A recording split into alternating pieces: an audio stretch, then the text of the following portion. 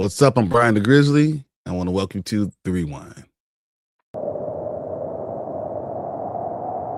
5, 4, 3, 2, 1.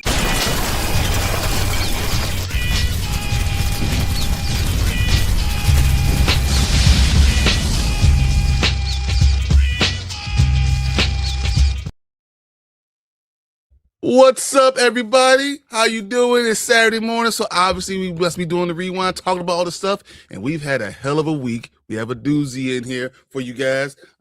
I'm here with my Anzo. How you feeling? Feeling good, man. I'm feeling good. Great to be back. Another episode of the Rewind. Thank you, everybody, for popping in. We got a good show for you today. As always. We have to, though. I mean, come on. All the leaks we got this. Marvel had 3 leaks this week. Like Disney just leaked all their ish. Like they're like, we're not gonna put it all in trailers, but we're gonna leak everything you got. And we were talking about that backstage, and I'm like, Marvel's giving out these leaks. They're the ones doing that. You know what I mean? They're trying to build up hype for this movie a year in advance. So all these leaks that you're getting, trust me, guys, it's Marvel doing that. It's not even a question. We both saw Avatar, so we'll be definitely talking about that stuff. We all saw these trailers, these leaks. Did you guys see the Spider-Man one? I seen it. Yeah. Yep. There's a lot going on. So, I mean, we're going to enjoy talking to this stuff with you guys. But first of all, let's shout out everybody in the comments real quick. So, buenos dias, Anzo and Bryon. What's up, Fernando? What's up?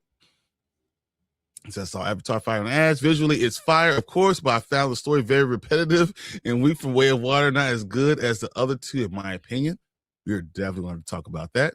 100.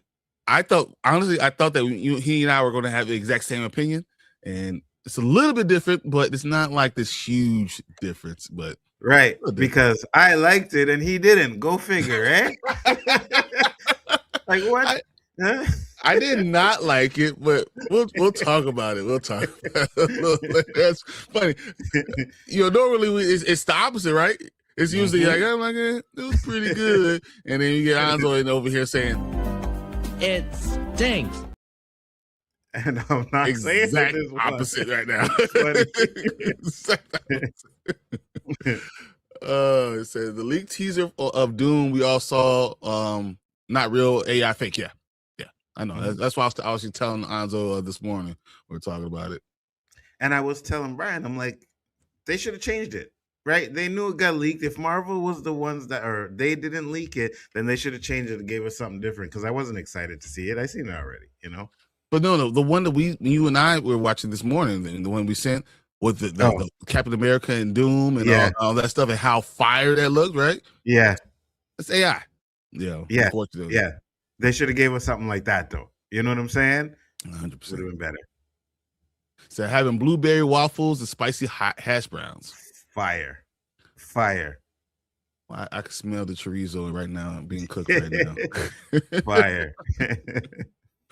Eli Uzka says hi, because that's what he is. Get in there. He's trying to get there. Derpy is like, good morning, Vietnam. What up, Derpy? I feel you. Eli, who says, saw Avatar, it was okay. No need to watch part 2 to understand what's going on in the story. Well, you're not baiting me into it. I'm not going to tell you what I'm thinking right now. I'm going to wait until we get to that point, then we'll talk about it. Yes. Say, what's up, Monique? What up, Monique Jones? What's up, brother? Hey, did y'all hear about the YouTube influencer named Lamar Wilson taking his own life? Yeah, the tech guy. Yeah, I heard about it. It's funny because go ahead, you first. I was gonna say, honestly, that part of the movie too. I know I don't want to take back to the movie, but those things really bother me. Life is so fragile. It's fleeting. And it's hard for me to see those type of things, and then for someone to have that much depression or that that upset hurts me. It really does and bothers me a lot, and I'm sad, honestly. 100%. I was gonna say, like, you don't know what people go through in their real life, right? You see us on this YouTube platform and it looks like everything is fine and dandy, but deep down it may not be. You know what I mean? That's why it's like sometimes you be careful how you talk to people when you're in their chats, disrespect them and all kinds of stuff like that, because you never know, something you might say might trigger them and push them over the edge, you know what I mean? And to be trashing people and yelling at people and calling them names because their opinion differs from you is just ignorant and stupid, you know what I mean? Now I don't know if that's why this guy did it. I don't know none of that. That's cool. I'm just saying in general, you never know what people are going through. So you have to be at least, kind. At least kind as you can be. Yeah, especially during, this season. And my dad's a psychologist, he's been a practicing therapist for the last 30 years. And this is the season that most people are the most depressed, because this is the time you're supposed to have your family around 100. you, your friends 100. around you. This is supposed to be the time where you guys come together as communities, as families, as friends, and spend time and let each other know that you care about them and then you value them in your life. And when you don't have that, because we all know that's what it's supposed to be, when you don't have it, it hits harder. Absolutely. And it's hard to recover. And you don't know, what your little action of making sure someone's okay can do for someone. Agreed. I have a friend who's been going through a real hard time, a real good friend. And his birthday was yesterday. And just to be able to reach out and, make sure you're good, things are, together. If you ever need anything, talk, that matters. And absolutely. I think that's, as men, we don't do that enough. Absolutely. Because, we've always been taught. I mean, I know I've been taught to be strong. Oh, you got to hold it inside. And that it's dangerous and it's hurtful. And we need to get past that trope from, that we have to be this thing, instead of just saying, look, let's love each other. If you need a support, I'm there for you. We're talking every day. I might as well be there for you. Support. That's absolutely. So it is the worst thing to tell a man to man up and be a man, right? Because what does that really mean? Keep all your emotions bottled up inside until you're ready to explode? No, you can't do that. 100%. You have to let it out. If you feel like you need to cry, go ahead and cry. You know what I mean? That doesn't make you less of a man. It really doesn't. Dude, it's big. And I feel like if I know you and you know how to reach out to me, if you need something, reach out to me, talk to me. I will stop whatever I'm doing. Yeah, me too. Life is hard, and having to deal with all these things on a daily basis and all the tribulations, the trials that we have to deal with. It's hard to do. 100%. And there's some followers that, sometimes they message me, bro, things are going bad. I just need someone to talk to. I'm like, all right, cool. Let's talk. You know what I mean? If that's what you need, let's talk. And I do that all the time because I know I was in a situation like that at one point, and I wish I would have had somebody that was there to say, hey, let's talk, so. Yeah. I don't talk about it for me a lot, but my wife was, we had babies, we had 2 babies at home, and postpartum is a bitch, right? Yeah. It happens for her, but it also kind of happens for guys too, because 100. you lose that connection, right? And you're focused so much on everything else, and if things aren't going right, you feel like you're less of a man. And absolutely. And if you don't have anyone to talk to, lucky, once again, I have a father who's a therapist, who's been a therapist all these years. I can reach out to him, and I always knew that. But that was open communication that we knew. If I didn't have my friends that were checking on me and family checking, that's depression is the worst thing you could be dealing with. And 100%. To try to do it by yourself. No, I mean it's impossible to expect someone to do it. And then the pressure that the world is, and then people are so jaded. You need an outlet, and anyone out here, I'm pretty easy to connect with. You need something, I'm there. Same goes for me. I'm on Twitter, Xbox, all of that shit. Someone says, hey, yo, I need to talk. I'll be there. You know what I mean? 100%. So no questions asked. And then last thing before we move on, when you do that, you can't judge people. You understand? You can't judge people. You can't sit there and be like, oh, like, nah, you just listen.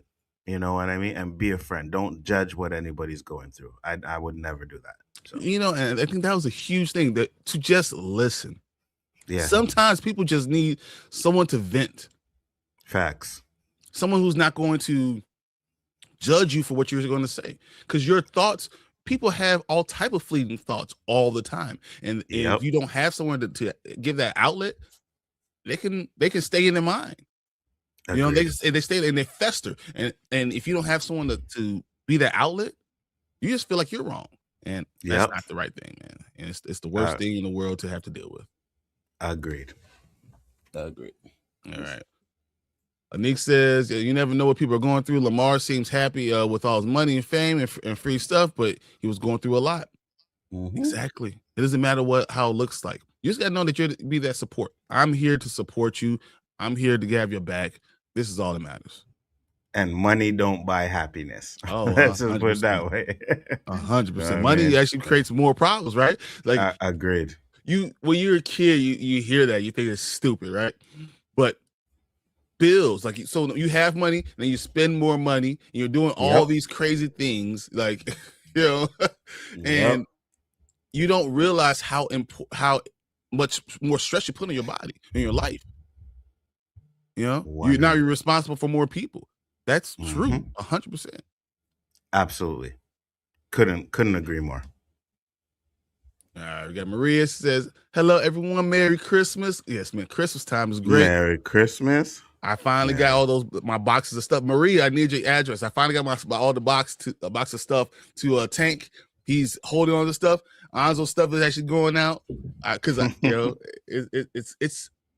it's important for me to be able to get this stuff to everybody, and this is the season for this stuff, man. This is to share a little bit with your people, the people they really care about. So I mean, I love this season. This is my favorite season. I don't really like getting stuff. I really don't, because I always feel like if I really needed something, I'll just go get it.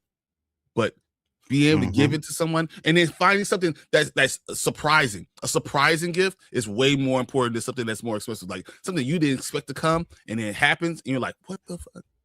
100%. For me, it's always the thought that matters, Oh, go ahead. This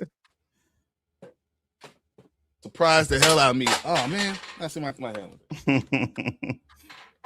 But this popcorn bucket surprised the hell out of me, and this is one of my most prized things, and it was shocking because I didn't expect it to happen and it become. And so absolutely. Thank you, Anzo. That was from you, so I appreciate it, man.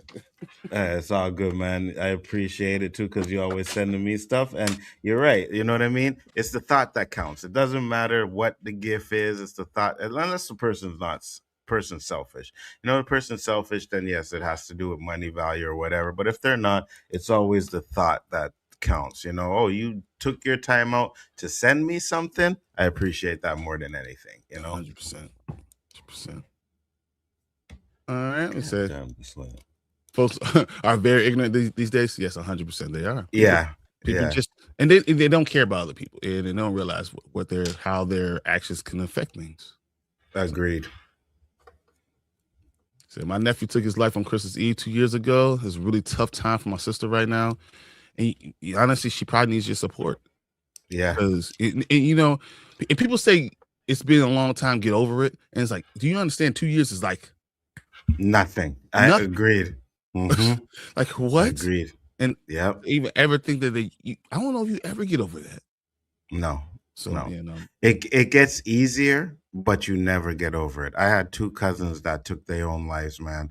And the first one, I was young. Well, I wasn't that young, but I never knew he was going through stuff. We never really talked. But when I found out the second one, I was like reaching out all the time. Yo, bro, let me know if you need to talk. Let's holler, blah, blah, blah. Never heard back from him. And he went missing for a while. And then they, so that's why I say, man, you never know. That's awful, man. And I just would hate to not reach out. and that's why I try to make sure I talk, say something. If you're one of my brothers, whatever, try to be there for you always. Same here.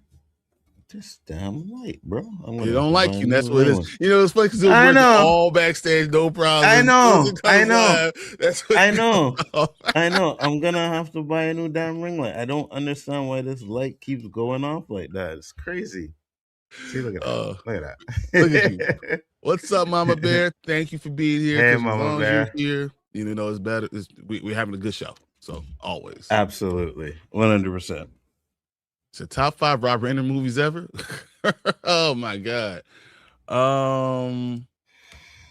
Damn. I could probably do that, honestly. It probably wouldn't be the movies that you would think either. Probably.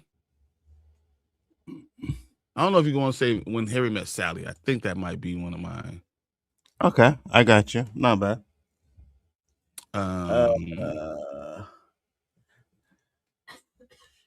So far, I have A Few Good Men. That's a Misery. Great one. Misery is a great one too. Mm-hmm. Bucket List. I liked Bucket List. Bucket List was good.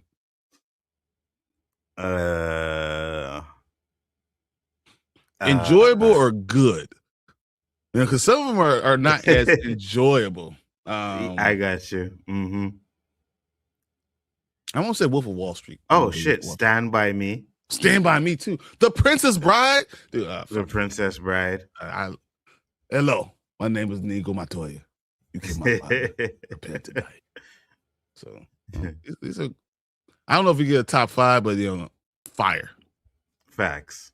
The Princess Bride is like this is my mother's all-time favorite movie. So like I've watched it thousands of times. Like I can't even put a number on it. I've seen The Princess Bride so many times. I could probably write you the script from memory without hearing anything from beginning to end. Like guess what? I've never seen The Princess Bride. Oh no! Oh no! I've seen pieces of it, but I've never actually seen the movie. That's inconceivable. You guys would know what I'm talking about if you watched it before. So I'm open about my struggle with depression for a reason. It's important so that everyone knows you're not alone. Because that's another thing. People feel like you're the only one that's dealing with it. Facts. Yeah. If I'm showing my weakness by saying that I'm going through depression. Facts. And there's nothing further from the truth, but we all try to hide from each other. We try to put this representative out towards everyone. So I'm good. I'm fine. I got all this stuff. I got all this money, and I have no problems. And you find out later it was crazy. Yep. That's one of the reasons why we created the OOC, right? Was because, listen, there's a lot of things that we as men don't talk about, So the first couple of shows talked about depression, bullying, and all kinds of stuff like that. You know what I mean? Because if you can give your experience, that may be able to help somebody else's, So. 100%. I'm going to run through these guys because, I know we went a little bit off topic, but I thought it was really important to talk about. I think, especially during this season, it's more important than you can know, because 100%. If we don't say something, it's opportunity for us to say something and someone know that they're not alone in dealing with all this stuff. So agreed. And let them know that they can reach out anytime when they need to talk, Exactly. Do you guys think James Gunn will design a popcorn bucket for Supergirl? Did Superman have one? I didn't. If it did, I didn't buy it. I don't remember if Superman had one. If Superman didn't have one, then no, I don't think he'll make one for that. It's going to be surrounded by so many good movies. I really, in my mind, I really think this movie's going to be really good. I really think Supergirl's going to be good. I thought the teaser trailer wasn't that good. I don't think they're doing the right thing with trying to kind of bring the hype up for it. But it's going to be around some fire things. And Odyssey is going to be fire. And Toy Story 5 is going to be big. And Minions is going to be a big thing. They're just surrounded by a lot of stuff. And Bryon didn't get to see it. But if any of you in the chat that went to see Avatar, if you got to see the 5 minute, 6 minutes. How did I pay all this damn money and not get to see the freaking... I'm going to go, because I have the A-list, I'm going to go back on Sunday, like just to see if I can get the Odyssey trailer, and then leave. Bro, they're sitting there. Starts off. He's like, "You guys," he said, "You know about the story about the horse, right?" He's like, "Yeah, we all do." He says, "But do you know about the inside?" And then it starts off with them inside the horse and how it was. I was like, "Oh, that's cool," because they never showed that. For the Trojan War and how they brought it into. Yeah. So they brought the enemy into their sanctuary basically, and then they're able to kill everybody. From it But they showed what they had to go through while they were hiding inside the horse. Okay. I was like, wow, so they're dragging it through the water and you see them, holding their breath. Yeah. And then you see one guy I think he sneezed or something. No, they were stabbing the horse, right? To see if anybody's inside. And then they go down and hit his shoulder. And he's like, when everybody grabs his mouth so he doesn't say nothing. I was like, oh, that's cool. I like that. I like the way they did that. I think it's gonna be an unbelievable movie too, and this will be another reason why I think Supergirl might not meet its projected, box office numbers. Oh yeah, crowd went crazy for that Odyssey trailer. That's gonna make money. Look at you, look at you, man. You all of a sudden you liking these big directors. All of a sudden you like. I see it now. Maybe you go ahead and give Batman a try again. Maybe you go back and say it. No. You see, listen. I always say this. There's directors I like them, but they just should stay away from certain type of movies. Nolan Riley needs to stay away from superhero movies. Matt Reeves needs to stay away from superhero movies. Yes, 100%. You guys ain't making superhero movies. Nolan is one of the greatest directors of all time. He made one of the best things ever. Oh my goodness. We're not going there because we're gonna keep on going because if I open up this thing, it's all over. Oh my god. I love Interstellar, so I can't talk bad about it, but come on. No lie, I think Avatar 3 was way better than part 2. I really enjoyed the film, especially seeing it in 4DX. All right. Oh, lucky. Feeling all the wind and all this. Okay. I only got to see it in 3D, but yeah, I think it was better than 2. I do too. But we'll get into that. We're gonna talk about it. You're not gonna get me into it yet. I saw Avatar in regular mode. Only one scene would be cool in 3D, the pipe scene. I don't think only one scene is going to be cool. No, there wasn't. Anytime you do AWA and all the fire and all this stuff, I'm going to disagree. What up, B? Appreciate you jumping in, man.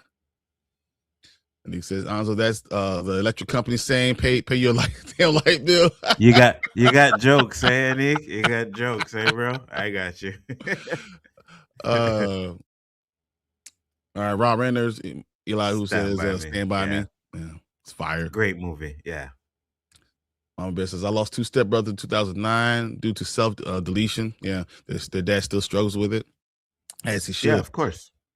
I'm a firm believer that no parent should ever have to bury their children. Agreed.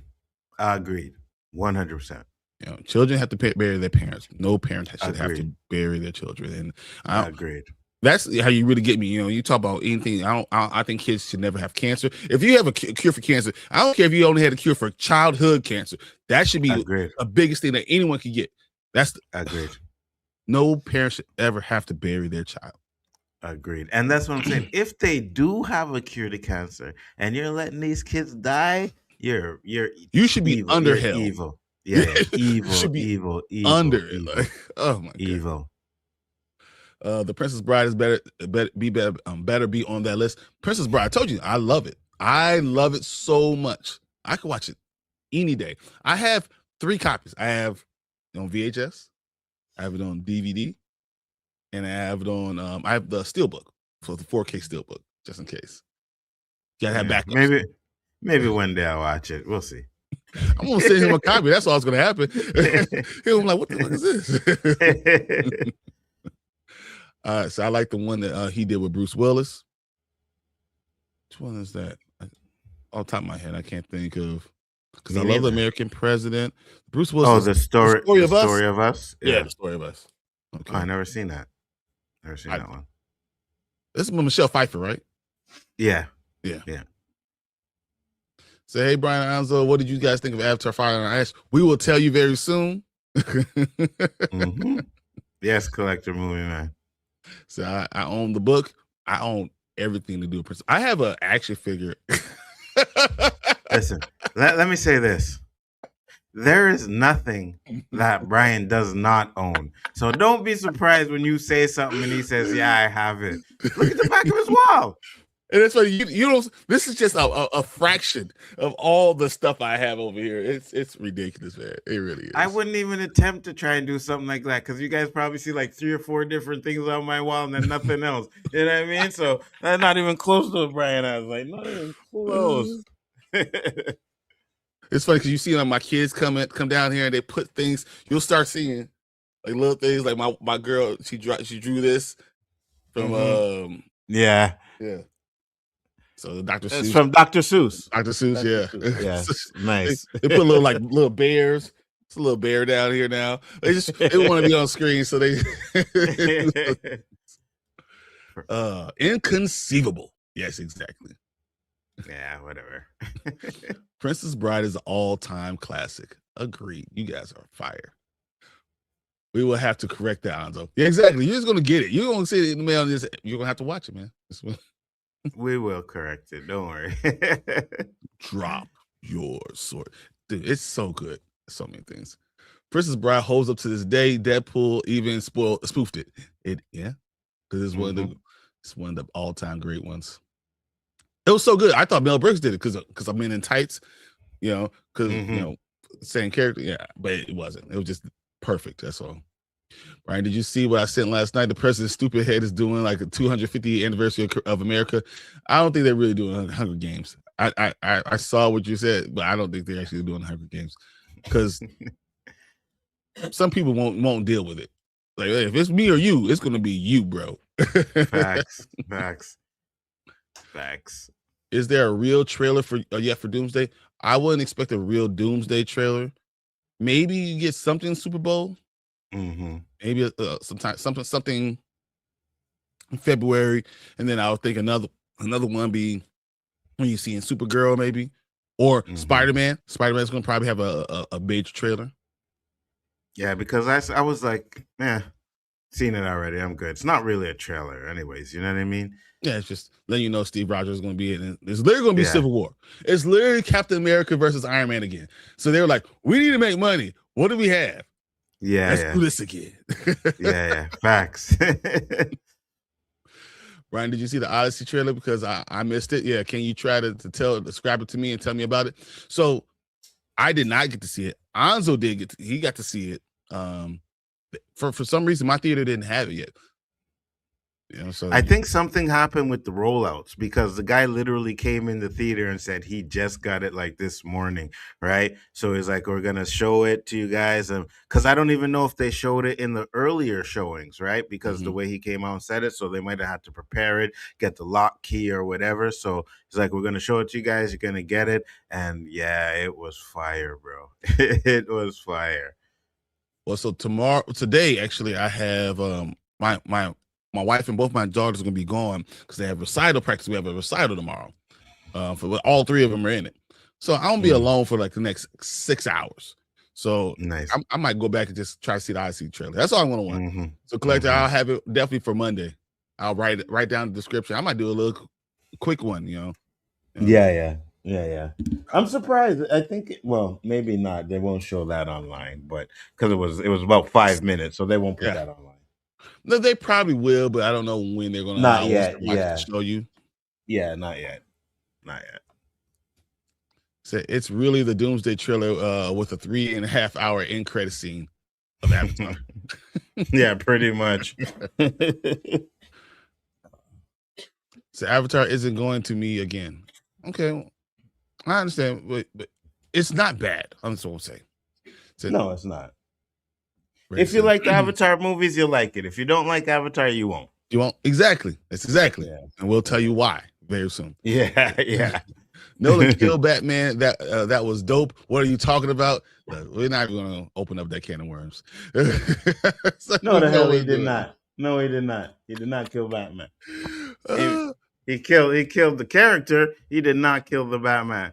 No, he did not. Nolan sucks ass when it comes to these superhero movies. It's literally probably the greatest superhero movie of all time. But here, no, actually, listen, this is where I agree with Anzo. I don't think Batman's a superhero. Ah, you see, there you go. And he made sure Batman wasn't a damn superhero in that movie. He's never a superhero. He's a dude.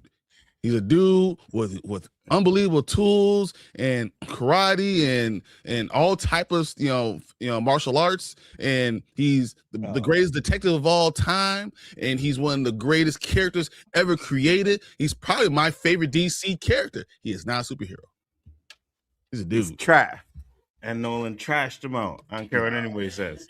And Matt Reeves did the same damn thing. He took what Nolan did. He's a dude. He can't fly. He doesn't have superpowers. He just has a great mind. Yeah, but then he also has these freaking like planes and Batmobiles and all this stuff that don't exist, right? Batmobile was a regular Stingray car. I'm good with that, man, bro. Dude, you give me $100 billion and let me be an engineer. This is what Iron Man is. I mean, Iron Man really is. It's just literally a ripoff of the Batman. Yes. Except he actually has a suit that makes him more powerful. Batman still uses his fist. Yes. and let's say this. Let me say this. The Tumbler is not a Batmobile. All right? It's not a Batmobile. The Tumbler was trash. All right? What are we doing here? I want to see a Batmobile. I don't want to see no damn Tumbler. Fuck was that? Sorry for the language, but you guys gonna be going up again. What we doing here? See what we did, guys. We gotta start it again. We gotta start. No. Stop jinxing the Supergirl, fellas. I don't think we do. We look at this is the facts. I want it to be good. I don't want anything to go wrong with DC because I need Icon in. I need Static in. I need it to go well. Because I'm telling you, I got one foot off the boat from Marvel. I'm ready to go. I'm ready to just abandon ship. Because if they do Tucson, I promise you, I will be gone. It's been here we go. 32 minutes. I didn't say that all last time. So I had to talk about they go Tucson. I'm off the boat. I need somewhere else to land. I need DC to be good. I swear, you guys, if you want to hear Rance talk about Nolan and then talk about T'Challa Tucson, and we'll have a whole 2-hour stream with just Rance back and forth. So, oh man, The Story of Us is the movie he did with Bruce Willis. Yep, exactly. Yes, I've never seen that one.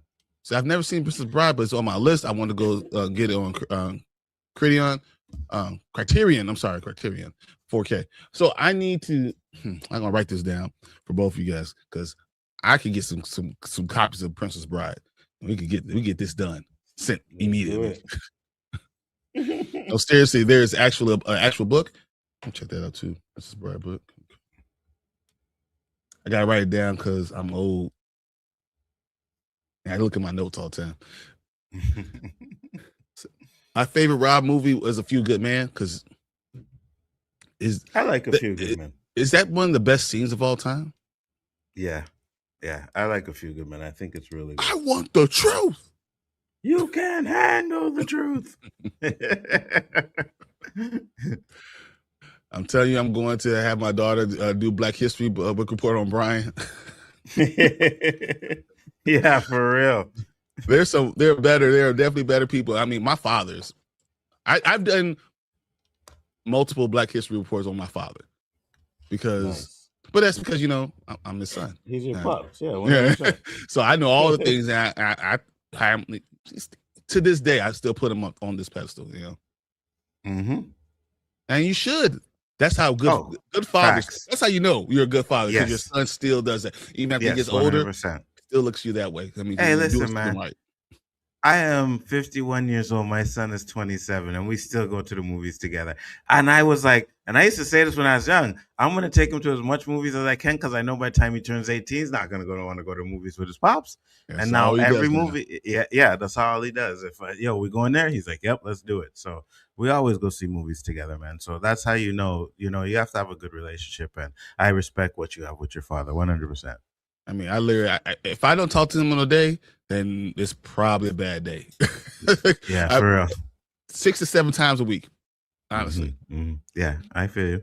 Maria says, A Few Good Men, Misery, Princess Bride, When Harry Met Sally, Stand By Me. That's a fire list. Yep.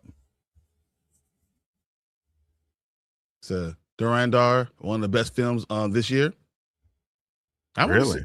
I heard something about that. But I was talking to Obathorian Alliance, and yeah, I'm me and Tech about to jump on that and see if I can get 2 people to watch this. Yeah, I'll check it out. No, they honestly will do it. Sounds good to me. That I'm in. Trump is doing the Hunger Games by celebration of 250, celebration of 250 years. I heard that was something that is a report about that, but yeah, there's no way that's going to happen because I'm not the only. I'm not going to say that. Never mind. I'm not going to say what I'm thinking. Oh, by the way, I heard a rumor when Stranger Things airs again, there will be several references to the play, which is not available online. I could see that.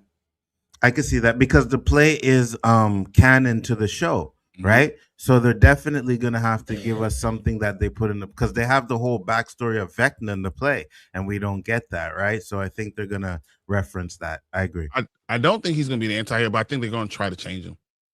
Yeah. I think they're going to try to. I just don't think they're going to succeed. So I got you. I can see Anzo not liking Princess Bride. Inconceivable.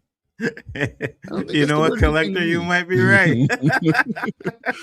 So you tell me he's gonna watch Princess Bride and he's gonna be like, It stinks. Probably. And I won't be sitting there like, aha, aha.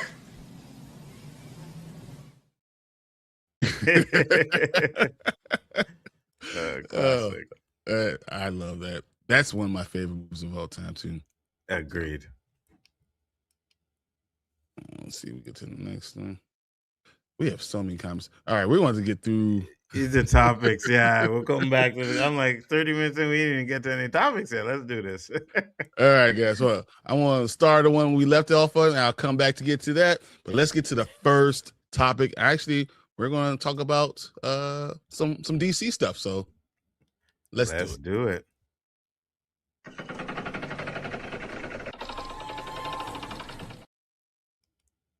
All right. So I changed the format a little bit this time because I wanted to make sure that we actually. Oh, that's yours. Let's do mine. Because I want to be able to see it on the vertical screen. So I wanted to make sure we could do it. So you see some of the overlays not there, but we're going to start off with this. James Gunn addresses Barry Allen or Wally West as the Flash in DCU. It makes Grant Gustin's return more likely. I love Grant Gustin. You guys know I'm the only person in the world that watched all 9 seasons of the damn Flash. I did too. You watched all of them? Man, you suffered through the last 2 months? Yes, Man. I said yes, I did. Yeah. I had to do it, and I love Grant Gustin. I think he'll be fine. I think he'll be good as a cameo. He doesn't have to be the main Flash, but he needs to be someone that's part of the universe because that we all kind of grew up with him. But let's read this article. Let's do it. The Flash gets a new update for DC Universe as the franchise's creator teases who could be the main version of the hero. The Flash was played by Ezra Miller in the DCEU movie franchise. Terrible. However, the version of Barry Allen never turned into a fan favorite, which was spotlighted by when the 2023 Flash movie came to box office bomb. Since then, James Gunn's DC Universe has done away with the old DCEU, though no version of the Flash has appeared in the new franchise. Fans have been consistently asking for Grant Gustin, who played Barry in 9 seasons of the Flash, the Arrowverse, his most popular series, to return as the speedster in the DCU. After an update, I believe it is possible. So James Gunn addresses his favorite Flash. With no projects for the Flash on the DCU slated release, there has been a little but no updates regarding the character's futures and future of the franchise. Previously, Gunn had confirmed that the DC was taking a beat on the development of the Flash. Now the director was directly asked about which version of the Scarlet Speedster is his favorite. At the Supergirl movie trailer premiere, I'm not going to say Eunice Azarbieri, I don't know how I got that one out, asked James Gunn about which version of the Flash he would most likely be saying liked the most, saying, in terms of your preference for people that run fast, do you like them blonde or as redheads? While no names were given, the question clearly points out that Barry Allen, who is blonde, and Wally West, who is a redhead. Or you can go from the Flash series and make him black. Chill don't like that. I'm good with it. I'm good with it. Gunn laughed and avoided directly answering the question about the two most popular versions of the Flash, saying, "I like them both. I like blondes and redheads."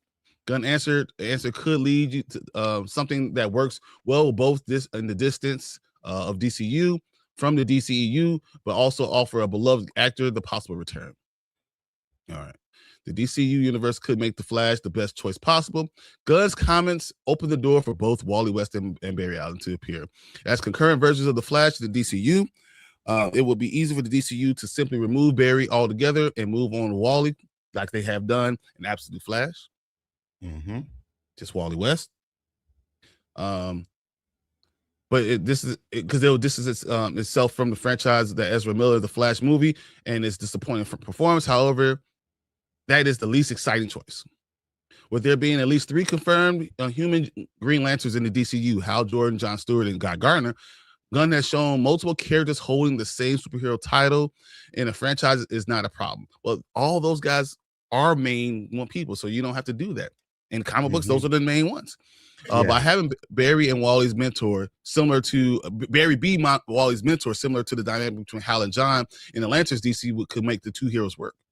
Okay. So including both Barry and Wally, the DCU will keep the door open for both Grant Gustin to return as the Flash.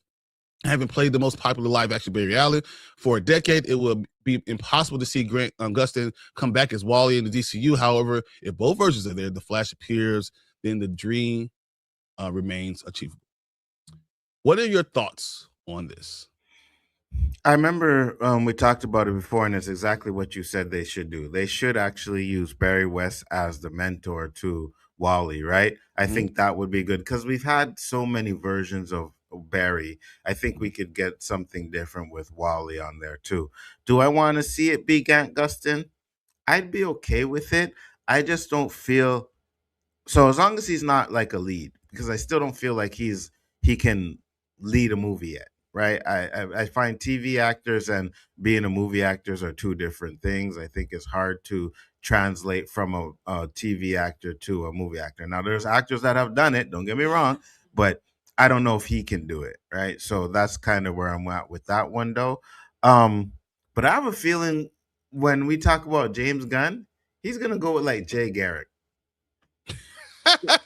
Jay Garrett. It's gonna be to start in the 60s and do Jay Garrett with the metal, or the 50s they put the metal helmet and it's just what I get from him, you know what I mean? Because we got the Green Lantern and we got Guy Gardner in the first one, you know what I mean? So he didn't use the 2 popular Green Lanterns there. So why is he gonna use the 2 popular Flashes? He's gonna go with Jay. I don't know. I just feel like he's gonna go with Jay. I think he does all 3. Honestly, I think he does takes a lot of influence and inspiration from what we got from the Flash TV show. That you're gonna have Jay Garrett as part of it. You're gonna have Barry Allen as part of it, and you have Wally West. But I do think they need to focus on Wally West. I think when you look at, once again, I'm gonna go back to this Absolute Flash, what they're doing now. This is actually a really, really good run. I'm enjoying what they're doing. Actually, I think the main artist for this cover is going to be a C2E2. So I got 3 copies of these because I'm getting them signed. Nice. So we'll have those things, and maybe we'll give one away. We'll talk about that later. But I think that this is the way you're going to have to do is going to have include Wally West. You're going to go younger because they're so young, right? So you don't have to go. And if you're talking about the Bat family, right? If you're talking about a younger Superman, you got Supergirl in there because you want her younger too. You're going to have to go younger with the Flash too. And I do think you want to separate yourself a little bit from the DCEU because of what Ezra Miller, not because of what's going on, what happened with the DCEU, because of Ezra Miller. Because of that, I think that Barry Allen can't be the main one, but Wally West is awesome too. And has a great story that we have not told yet. So this is a chance for you to take a character that has not had the limelight and make it your own. And that doesn't that sound like a James Gunn special? Yeah, it does. Now, if he makes him black, are you going to be upset? As long I don't want if he's the first black character in the DCU, yeah, I'll be upset.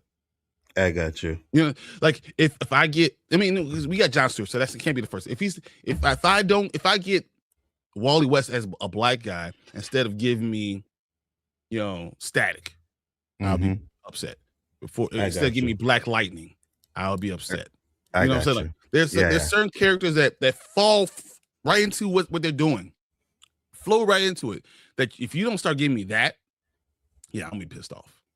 I got you. I got Jonathan Majors waiting to be Icon. He is literally Icon. I promise you, he is. He's literally that. That's who he is. So give me some of that. Facts. So that is our thoughts on this. But let's look through some of your comments and see what you guys think about this specifically. I'm going to go into the first thing we have about the superhero stuff, because I know we said all type of crazy things. I already started where we were before. So oh man, all right. Oh my gosh. Well, that's a lot. Well, you guys are awesome. Facts. Say, man, I need to see what happens with Warner Brothers, but Grant may take me out of the movie. I could see that. It's interesting.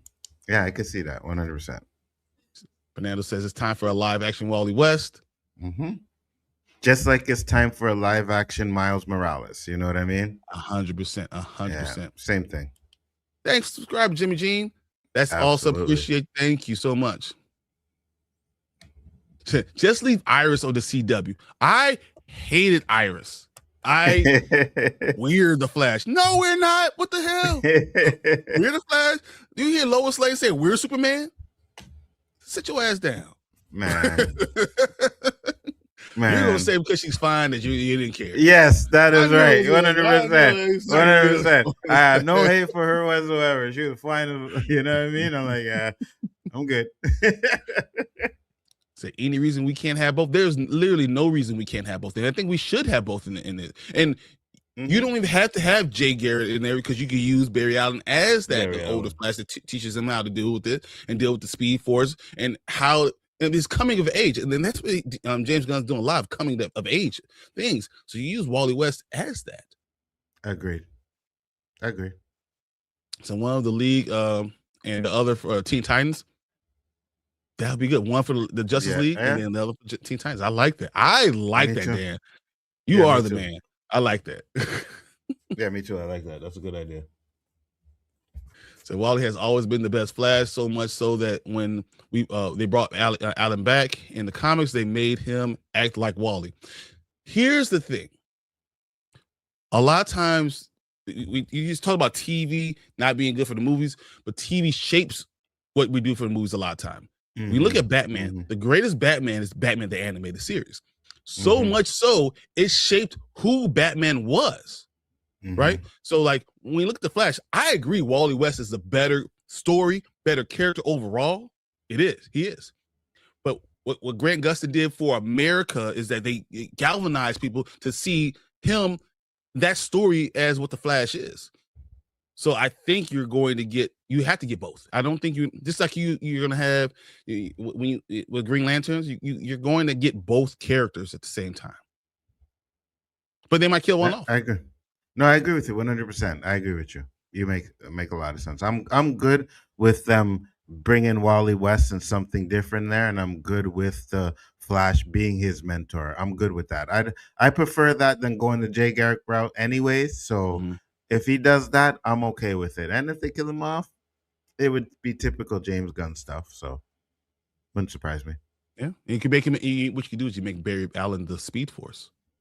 You can have him always interacting with Wally West again. Yeah. I agree. Yeah.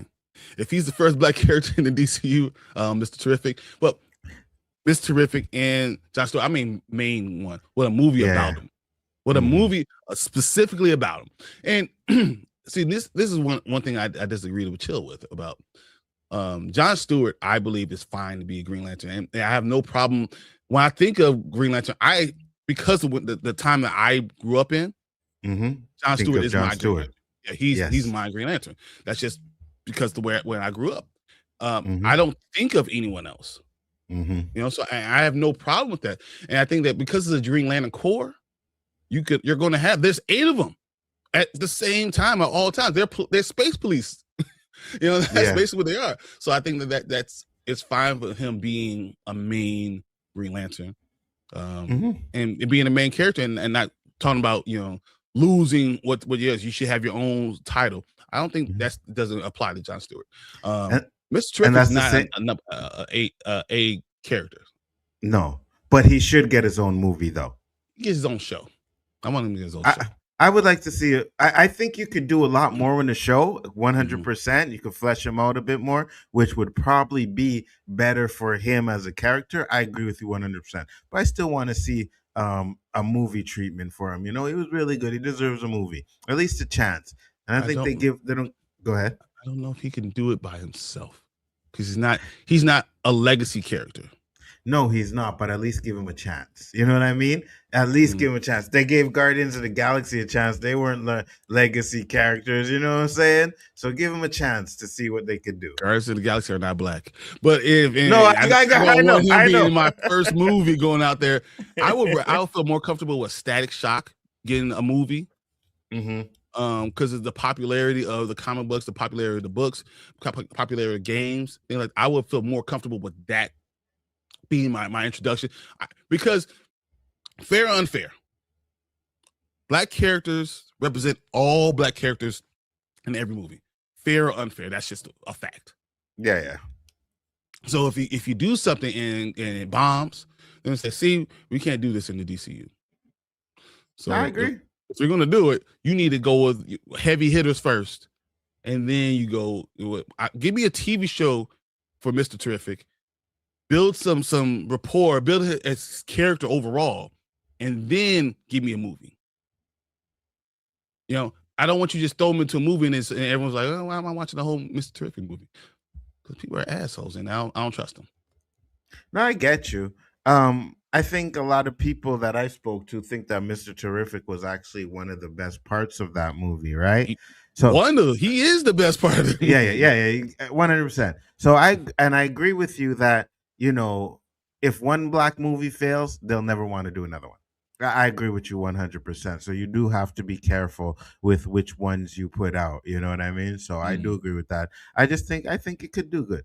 I think it could do, but the chances of it failing and messing up all of it is up there. It's like a 50-50. It is awesome having a character who's not just have to have lightning power. In the DC. Oh, agreed. Yeah, 100%. 100%. Something different, you know? Jeez. Fire, definitely. Dan the man. So please, if I said we are the OOC, you would rightfully be like, who's we? It's Roberto and me. No, you know what? We are all the OOC. We are all the OOC. That's what I'm saying. It's weird. It's we. And listen, coming off of Iris Lips, yeah, you damn right we are wees. You know what I mean? Coming off of Iris, we are wees. No. I'm good. I'll be a wee with you any day, all day. I'm good. I just want to go back and hear a couple of these real quick. The MCU is way too many leaks right now. They need to do something about it before it ends up spoiling all the movies for us. I agree. They're doing it themselves, though. It's important. So I'm risking a lot typing this, but Nolan's Batman for Anzo is like T'Challa for Bryon. Yeah. Look, you need to be self-aware. I know was my trigger. I know. So when Danny comes in, I can see it coming from Danny. But if someone comes on in and I don't see it, watch out. and Mom Bear knows she's been watching me for a long time. I have trashed these Nolan movies from day one. There was never a day where you caught me on here saying, "Oh yeah, they good." No, from day one. So he's been wrong for day one, guys. So he just said it right out of his own lips. So I know my coworker hasn't seen the Bane movie. I lost my mind. Dark Knight Rises is dope. Oh hell no! Dark Knight Rises is almost as bad as Batman Begins. What are we talking about here? No, B, we're not doing that. That was trash. So first off, you had to deal with Batman's shitty. You had to deal with Batman's shitty voice, and then Bane, you could barely understand what the hell he was saying. Of course, like what? I like the Dark Knight Rises, but I don't think it's a great movie. I think it's okay. You know, it's good. Dark Knight is the best comic book movie I'm not doing this. Ever gotten. I'm not doing this. There it is. The Dark Knight is the best comic book movie ever and the GOAT of Batman movies. I'm reading. We're not doing this. Yeah, you picking them on purpose, right? We're going back and you picking the certain ones on purpose, all right? They were ran for hours, 100%. Batman is a superhero at heart and soul. Batman's a dude. You're right. This is funny. All right. No. So you ain't going nowhere. Not before we get Marvel versus DC Secret Crisis movie. Look, stop. No, not. Look, if I could show you the comic books man. Look, hey, from the all right here. This is what I just picked up yesterday. Ooh. Superman, Silver Surfer? Yeah, so Superman versus Silver Surfer. Surfing right now. Like, I want that so bad. Like, I have at least 5 or 6 comic books, like right here, that all about Marvel and DC. This is all I have. Like, I have from the old stuff. I have lots of stuff. Oh my God. The only comics that I still have that I own is I didn't get the death of Superman, but I got the rebirth of Superman and the first Marvel versus DC comics. I have all 4 of them. You know what I mean? All 4 of them. So if you want to talk about a $3 billion movie, Marvel versus DC, put that in there. It's not high enough. Yeah, that's what I'm saying. You put what? Can you imagine? Look, if they could have made it, they could say these tickets for this movie are $100 a piece, and I'd be like, "Damn, it's a lot of money." Can I get 4? Give me 3. Yeah, yeah, and if they were to do like a 3-parter on that, oh my Lord, the last one, whew, everybody's going to see it. So I'm gonna go through it real quick. Just kind of skip around. Stranger Things was a play. Yeah. And talk about Vecna a lot more. Mm-hmm. Where it says, "Is Black Panther the first comic book you checked out, Bryon?" So I remember I was 8 years old, and we used to go to the barbershop, and then right next to the barbershop was a comic book store. So I would go get my hair cut, and then my dad would get his hair cut, and I said, "Can I go to the comic book store next door?" So go there, and they had like little racks, whatever. And I had like $2.50, and I saw a comic book with a black guy on it. And I'm in a black neighborhood. I live in a black neighborhood. This is what it was. So I'd never seen any type of thing besides Meteor Man. Mm-hmm. Being a black hero. So I was intrigued, and that was the first comic book that I ever picked up. And I still have that one, and now I have almost all of them. So and that's why it bothers me so much.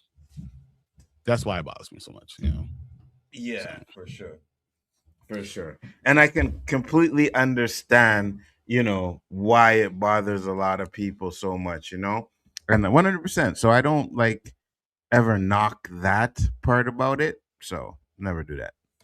I'm going to go back to the recent ones very quick. Depending on which way you want to go, we could invite Martian Manhunt to the cookout in the DCU.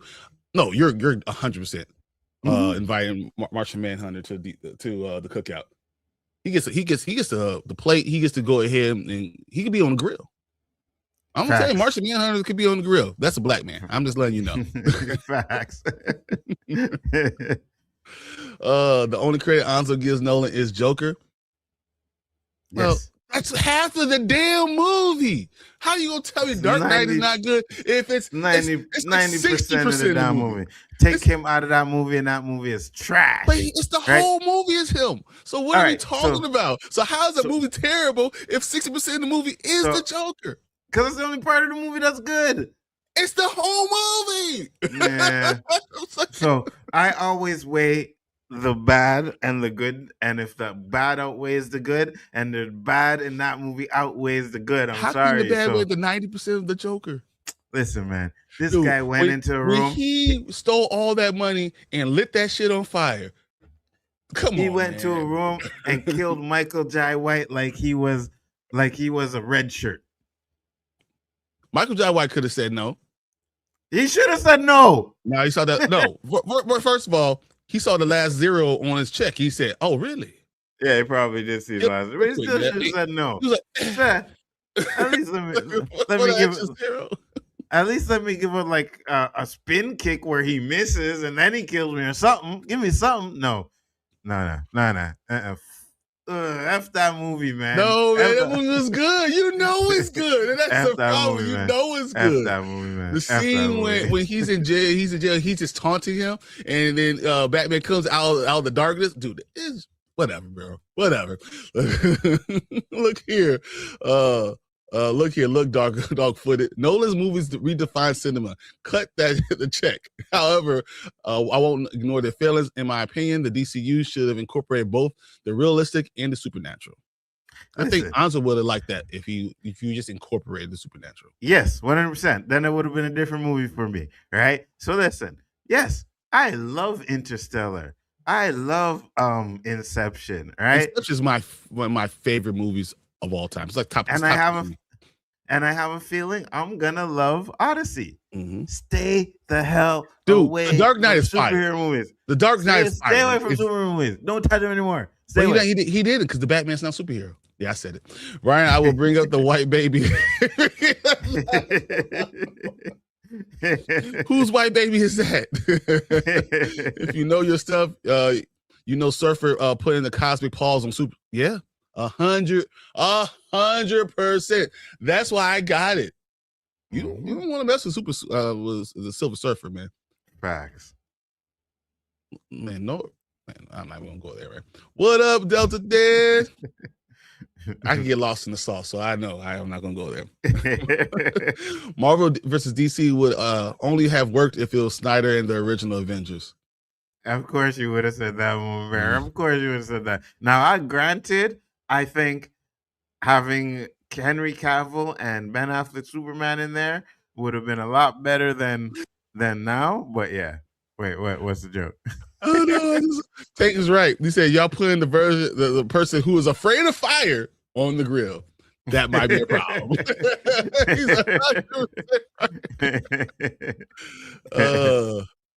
So this season, y'all up for it. Batman versus Deadpool #1 just came out. Flash and Fantastic Four just dropped. The DC KO got Superman and Homelander. Superman versus Adam. You have they're literally doing all this stuff. So no, I agree. Mm-hmm. I agree. They're not putting this out for no reason. I have all of them. So. And that's where the James Gunn stuff comes in, right? James Gunn, Marvel. It's like, oh, let me call the Kevin Feige and see what we can do over here. Make some sort of crossover. It'll be fire. So Brian, I sent you pictures of what I have the pre-order for Amazon for February and March. I'll check that out, and we'll probably talk about that on Monday too. Yeah, definitely check it out. Anzo, you're off your rocker. The Dark Knight trilogy is one of the best Batman movies ever non-animated. Okay. All right, I'm going to say this, and this is the last thing I'm going to say about this. I don't like Batman trash. Begins. I don't like Batman Begins. 100%. Batman Begins garbage. I knew the story. I just felt like it was too boring for me. I just don't like it. I don't enjoy. I enjoy Batman Begins the same as I like Captain America the first. The first. So the only one you really like is the Dark Knight. It's the greatest comic book movie of all time. So then how is the trilogy one of the greatest trilogies? I never said the trilogy was the best trilogy. I just said the Dark Knight is the greatest comic book movie ever created. I get. Cool. It's like we're not that far off. I'm just saying when you say it's trash, I'm like, there's no way it's trash, but it's the greatest one. The only one I'll even put next to is Logan. I literally only put Logan next to it as Endgame is a cheat code. And I don't include that's a cheat code, when we talk about that, Infinity War is better than Endgame anyway. Infinity War is probably the best movie. Yes.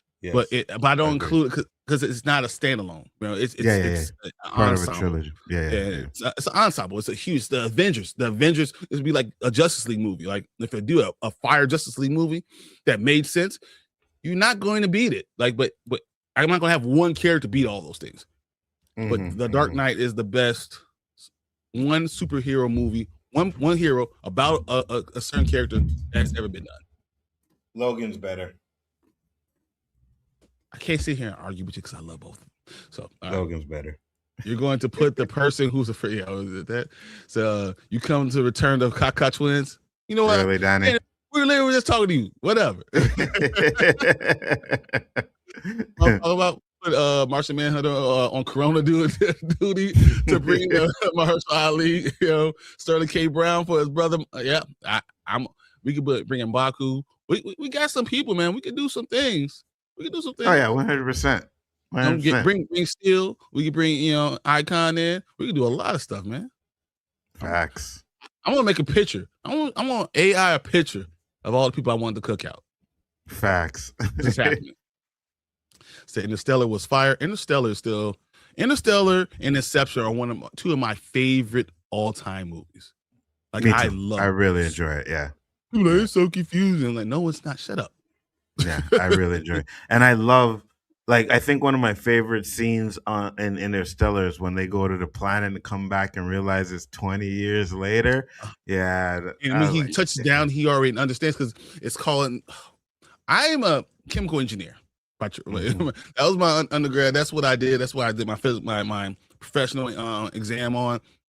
I love chemistry and physics, and it's so good physically. Yeah, at some point. The event horizon that you see from a black hole, the fact that you wouldn't just fall. I get in there. Yeah, it's done. Done well. Dark Knight is fire. The whole damn movie, 100%. Let's go. Kaka Twins power activate form of I've never wrong statement, shape of all-knowing encyclopedia. Don't hate, Danny. Don't hate. Don't hate, brother.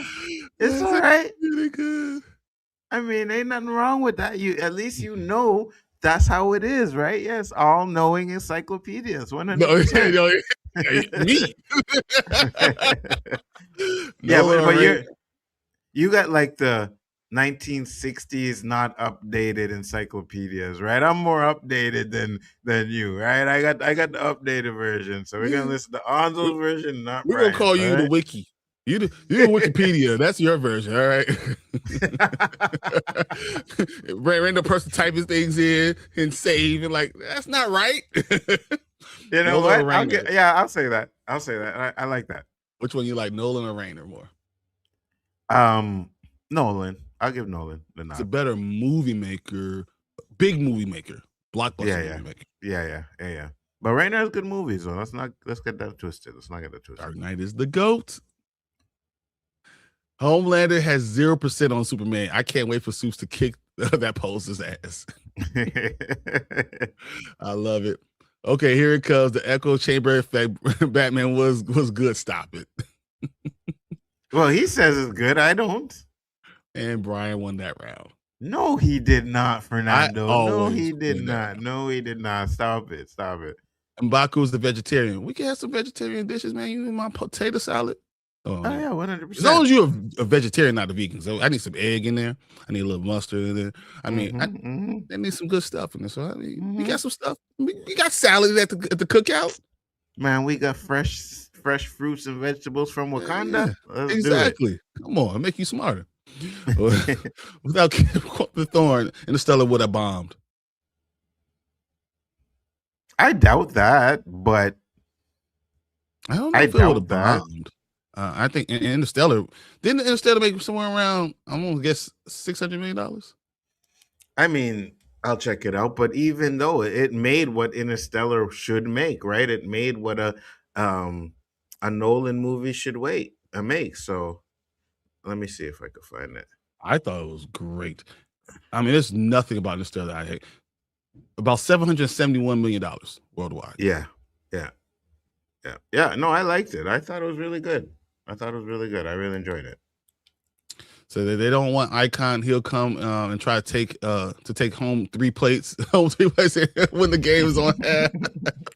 Over the milestone animated movies. Where it's and it's like Icon would do that, but that's why you gotta have Steel there too. And and if Icon gets out of hand, you just go get Rocket. Facts. Bring Rocket in. Hey. And once again, it's Jonathan Majors, right? That's his life, right? You get back and good as Rocket, Icon and Rocket. We good. We ready to go, guys.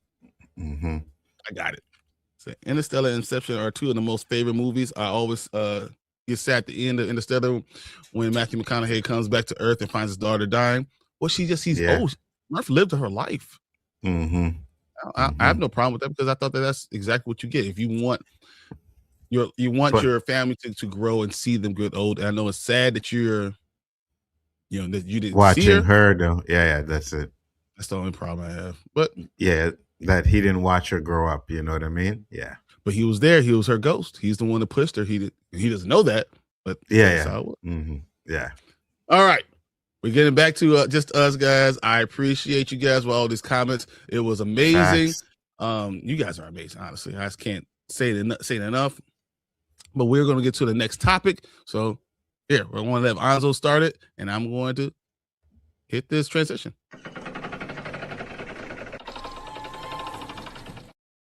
I thought he was gonna say he was going to back out. I'm like, yeah, that's right. You should back out. I should be just starting one. I got it, but unfortunately, he's still here. So let's do it now, guys. If you haven't seen, like we talked earlier, these leaks for Marvel, it's getting to the point where I'm seeing some of these things, and I got to be like, hey, is this AI? Right? Is this real? Because they did a Thor one, right? And it has the same dialogue that got leaked, but they did the AI video to it, and it looks so real. Like, you got to be careful what you watch, right? Because a lot of them are fake. But the Spider-Man Brand New Day teaser came out, and that was absolutely real. And the way you'll know it's real is how quick Marvel does to take it down, right? If it's still up there, it ain't real. But if you see it one day and then the next day it's gone, then you know it's real. Marvel will have it taken down. But before I get into this comments here, Brian, do you really think Marvel is leaking this stuff? 100%. It's not a question that Marvel's doing it, because you know what? It's free publicity, and you make it look like it's us on YouTube or these guys that are able to, who have these millions of followers, are finding this stuff and leaking it, but you're using it without having to pay them promotional things. So I agree. It works for them in multiple ways. It gives them, kind of guerrilla style of marketing, and it makes sense that they do it without paying a cent, right? No money put in, but you have YouTubers and everybody talking about the leak trailer, and they're smart too, right? Because they know you can't play it or else they'll strike your channel, but you can talk about what you've seen in it, right? And that's why they should let us play the damn trailers. Facts. Stop giving me copyright strikes. Facts. 100%. I'm literally promoting you. You're the only thing that gets out of it, comes and gets anything out of it. I get 67 cents. You get 100%. $670 million. How about you 100%. Shut up and let me just talk about your damn trailer? 100%. And you know what pisses me off too, right? No, I'm right there with you, because the amount of money they make when they put it on their own platform, they worried about little cents that we gonna make off of a damn video, right? Even if you have a big YouTuber who does it and makes like $1,000 off of your video, you're making hundreds of $1,000s. That 1,000 that someone made off of your video ain't gonna hurt. Stop doing that, man. It's hard for us, because now it's like, do we show the trailer? Do we talk about it? Do we do this? Just let us talk about your shit, man. But anyways, let's get into the article real quick. Spider-Man Brand New Day teaser trailer leaks online. Spider-Man Brand New Day teaser trailer has leaked online, and here is the full footage description of it. Because for me, when I watched it, it was hard to see. So I don't know if you guys had an issue with that or who's seen it, but it was hard to see. But it has been an insane week for Marvel fans, not one, not two, but 3 trailers for upcoming Marvel Studio projects being leaked in some capacity. While the 2 Avengers Doomsday trailers reveal some first looks at the film, they didn't really showcase what was happening in regards to the plot. Spider-Man Brand New Day teaser trailer, however, showcased a lot. The leak is from a computer screen, eerily similar to the Spider-Man No Way Home leak. Hint, hint, right? It's Tom Holland. Yeah. They both came similarly, same person, probably not fired either. So, but much better maintained, as any watermarks are blacked out. And in combination with the poor video quality, it makes it harder to cipher properly. We're doing our best though. So the song used in the trailer is New York, I Love New York, You're Bringing Me Down by LCD Sound Systems, giving the trailer a somber vibe. The trailer opens with Spider-Man narrating, "Hi, my name is Peter Parker. You don't remember me, but we used to know each other. Sometimes, something bad was going to happen, and the only way to stop it was to make everyone forget about me. I'm not just Peter Parker, I'm Spider-Man, and sometimes Spider-Man has to do the hard thing, even if it breaks Peter Parker's heart." Underneath this narrative, the teaser starts with a shot of New York City and Peter reading the letter and then going to a store where it seems MJ is working in, and Peter staring at her longingly. Uncle, yeah. Yeah. There is what seems to be a press conference.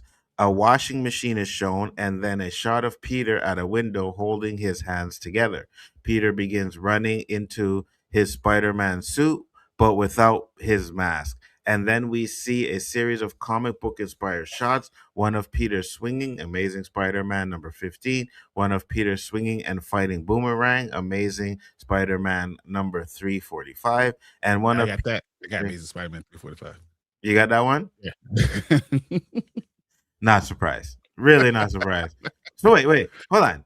That's the only one you have? You don't have Amazing Spider-Man number 15? I don't have that one because that's like Wow. a $5,000 comic book. So I got you. I have a huge thing.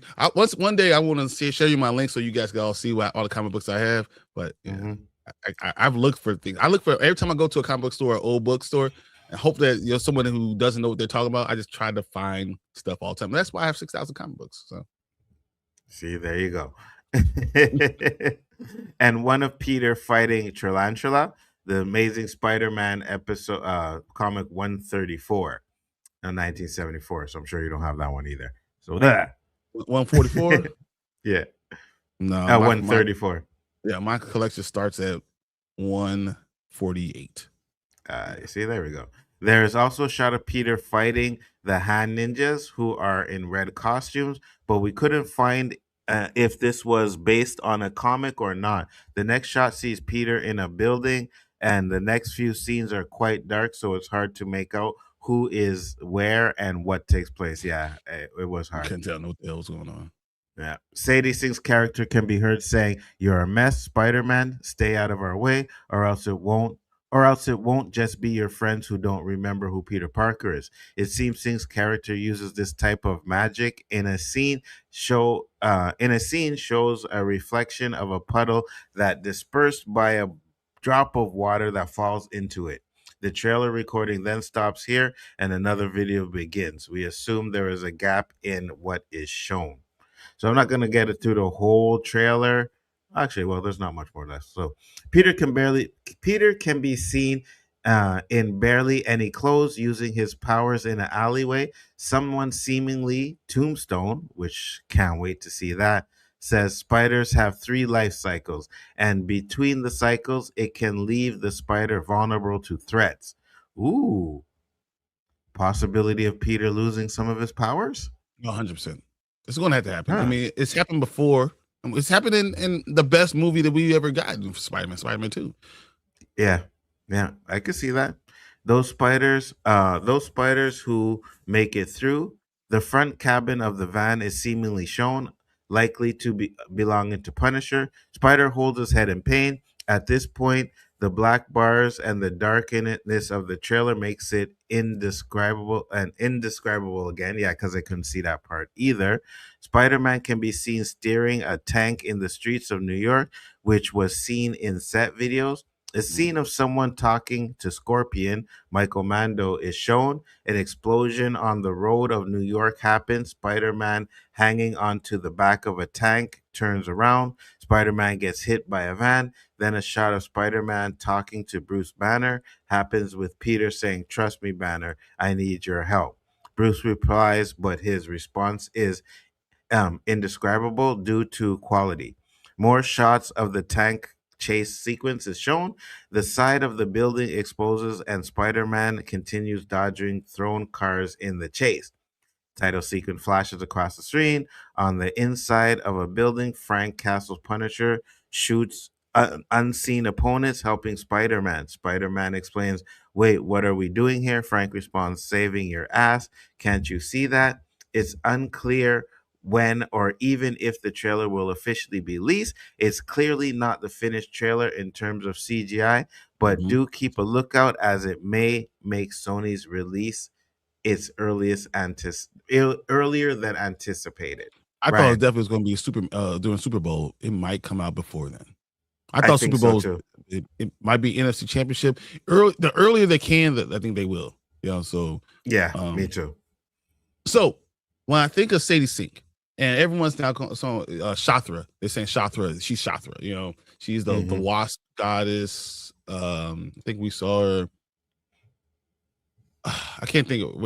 I know it's Earth 001, but I'm still not convinced it's not Madison Pryor.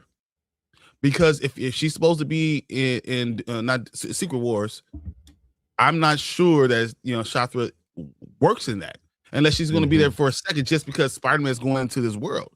I still am not 100% convinced it's not Madison Pryor, but it seems to be going around that she's Shathra, and that just makes a lot of sense for this movie. It does 100%. She's a Spider-Man villain. It works, but she's not a big villain for the entire world. So I just don't know how that works, but it is what it is. I'm interested in seeing. I'm intrigued that it's such a big leak. This is a lot of the story. This is a lot of stuff that's actually going on. So if you put this on with the stuff that Daniel RPK is telling you, you can really piece together 50% of this movie. Agreed. And at this point, you might as well just drop the trailer. You know what I mean? You might as well just drop it, be like, listen, let's fix it up and drop it online, because I don't hear of any talk about it dropping during a certain movie or anything like that. So it's probably going to be one of those movies that trailers that get drops online. Just drop it online. You know what I mean?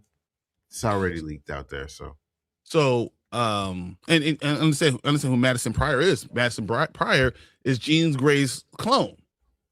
Yes. So when everyone's saying she's Jean Grey, so she could also be Jean Grey, right?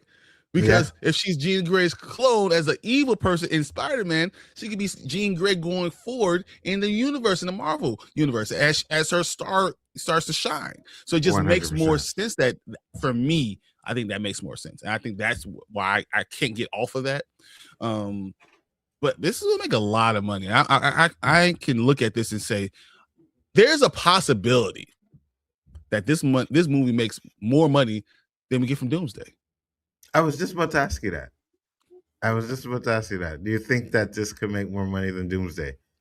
The hard part is that we have all the other blockbuster movies around it, right? So I think this comes out with July 30th or something like that. So Odyssey had just came out July 17th. We discussed Supergirl, but if it comes to July 30th, nothing comes out huge as in August. It's going to have a run throughout August, maybe throughout September, because there's nothing good coming out in September. So it might make more money than Doomsday. Spider-Man has always been big, so I can see that. He's the biggest character in Marvel, right? Yeah, I can see that. People love flocking to Spider-Man movies. So if Spider-Man were to make more than Doomsday, I can see that. I think with the next 3 movies, Marvel's gonna be okay though. You know what I mean? Like all the flops that Marvel has had, these 3 movies coming up are probably going to allow them to break even. No doubt about it. You know what I mean? For this, yeah. They're gonna make money hand over fist. Only thing that's gonna stop them from making money is them not having it in theaters long enough, because literally it's going to kill. There's Dune 3 needs to move. This is why for Doomsday, Dune 3 needs to move. I think they did a great job with Spider-Man putting it at the end of the summer. So you pass the whole 4th of July and all that battle stuff you had at the beginning of July and all that stuff. You get past that. We're not in that. We're at the end of July where it's just us, and they're going to kill it. And this movie is going to make multiple. I think it's 1.7 bill. Agreed, 100%. And you know what? I'll say this, right? Because we said Dune needs to move for Doomsday. I think Secret War needs to move because of Lord of the Rings coming out that year. You know what I mean? Go ahead. If Doomsday makes $1.8 billion, $1.7 billion. One of those numbers that are like over 1.5. It makes over 1.5 billion. I think then you're going to leave, not worry about. Lord of the Rings might have to move. I hear what you're saying, but I think like either way, those movies coming out on the same day are going to affect each other's box office. One of those movies is gonna have to move. Like coming out, they come out the same day. But it's the end of Secret Wars. It's the end I know. of No, Marvel. I get it. No, I get it. 100%. I get it. Yeah, I get it. 100%. But I still think it's gonna be why? Tough. Why would you do this? It's gonna be tough for both. Yeah. Yeah. Why would they do this? I look at it. So 2027, shouldn't Avatar come out in 2027, or is it come out in 2028? Probably 2028. Because it usually takes every other year. I hope it's 2028, because if it's not 2027, we think 2026 is a big year. 2027 has the greatest movies of all time in that year. I'm looking at this might be the best release of movies I've ever seen, and I agree. I'm with it. So I don't know. I think this is a really cool, release, and I'm excited for Spider-Man. Me too, guys. Let us know what you think in the comments. If you're watching this on the replay, let us know what you think about the Spider-Man Brand New Day trailer. What do you think it's gonna do in the box office? And we're gonna get into the comments and then move on to the next one. Let's do it. All right, the first one. We could get Bronze Tiger and Vixen to plan the whole thing. Let's show some love and herald to them. Facts. Yeah, I 100%. They plan the whole cooker. Let's go. I'm with it. They did Bronze Tiger in DC Legends of Tomorrow, and it was Michael Jai White that played him. So yeah, I could see that. Michael Jai White. I wish Michael Jai White was old. I wish Michael Jai White could just stay young forever, because I would let him play anyone who knows martial arts that's black. Facts. Gene. Yeah, I see Gene. Okay. Marvel Disney is good with copyrights. Warner Brothers though. Really? Marvel's okay with it? Marvel's okay. They'll drop you off for 28 days. Universal is the worst. F Universal. Mm-hmm. Yeah, 100%. I saw the teaser on Wednesday. It's very interesting. Yeah, I know. And one thing I liked, right? And I guess even when it drops, they don't show the Hulk, right? And there's rumors that it might be the Gray Hulk. So we'll see. Yeah. Hey, just found this article. It's about Netflix wanting to put the next James Bond movie on streaming only. I'm going to send it to you guys so you guys can talk about it on Monday. I wonder if they'll do that, though, because we don't know if it's going to go through. Our government is awful. Yeah. And to be honest with you, you sent the article where it was like Warner Brothers declined the Paramount offer again. So that's good. Yep, they surely did. Say, what's what up, Tamika? Appreciate How you doing? Absolutely, 100%. It's obviously by the dialogue of Sadie Sink. She's a villain who is the question. Yeah. Yep. Yeah. And I think, once again, if you look at it, she says she's in Secret Wars, then it has to be a bigger villain. I agree. And then you're right. And if she is in Secret Wars, maybe she's in Secret Wars as Jean Grey, right? She could be Madison Pryor, and then this would be the introduction into all the X-Men, because we kill all the X-Men in Doomsday, right? And then now you have new X-Men, you have them coming out, and we already saw her as a villain, as Madison Pryor in Spider-Man. Now, a year and a half later, 2 years later, you see her as Jean Grey introduction in this new world. Because let's say this, Secret Wars is probably going to end with like a montage of the new universe, right? So you're going to see like Fantastic Four with the X-Men. You're going to see like a montage to let everybody know that everything is in the same universe now. We're not just going to be like, oh, okay, we'll go back and boom, it ends. No, they're going to show that X-Men are there, Fantastic Four is there, and they're all going to be in the same universe. So yeah, definitely I could see them saying, you know what? Now we're going to show you who our X-Men are going to be. And she's Jean Grey standing there with the rest of them. So if I don't hear the end of the Secret Wars, I don't be upset. I need a little bit of it. I just that's what the new. I need a little bit of it. That's all I'm asking. You know they're always gonna keep that theme song, right? They're gonna make version of them, but it's always gonna stay. Picture that. It could be Deadpool just singing it. It could be Deadpool just singing it as they're walking in. You just in the facts. Picture that as an end credit scene. Steve Rogers saying "Hello, Queens." Yeah. Well, I can see that, and having both of them. Yeah. Whoever she is, she knows magic. Yeah, she does. Yeah. That's what I'm saying. Madison Pride just works, and then you have X-Men '97. You have so many things that kind of works with that pick. But I understand. Shothra makes more sense for the movie, for this movie. Yeah. But going along, I don't know if it makes sense going forward. Agreed. I think Sadie is Jean Grey working for Doom or something.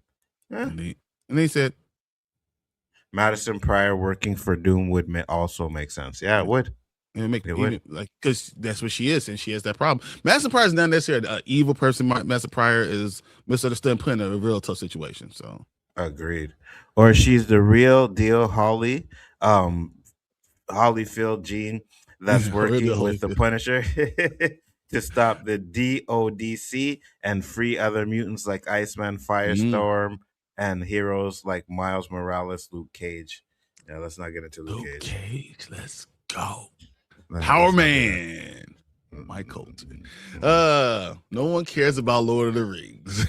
Yes, they do. Yes, they do. I would like to argue about that Lord of the Rings, but Lord of the Rings is probably people care about Lord of the Rings more than anything. No one cares about The Hobbit. Comparatively. Yes. I don't think it will make more than Doomsday. I see hundreds of Doomsday's AI clips and leaks. Spider-Man doesn't seem to have that same excitement, at least not yet.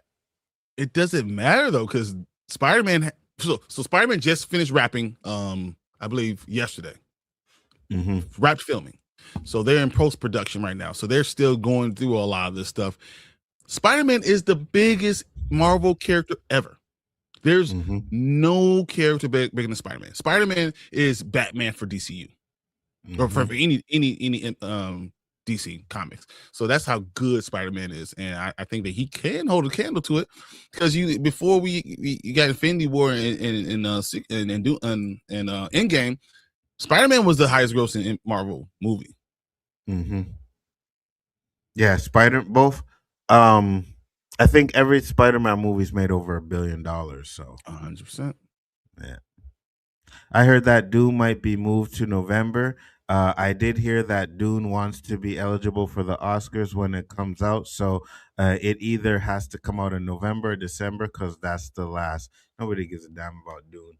Bro, I watched the first Dune and I was like, this is trash. And I did not see 2 or 3.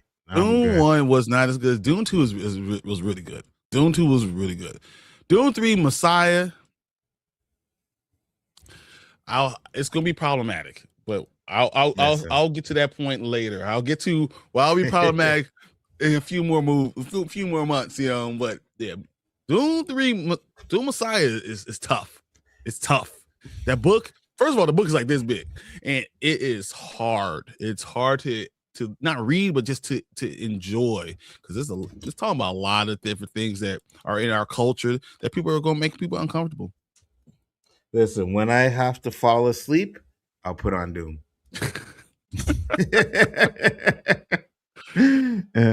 2 months that our movies are eligible for the Oscars. I got it.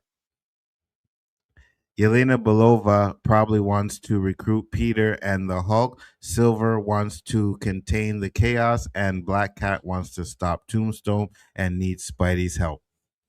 Interesting. That's good. I like that. Okay.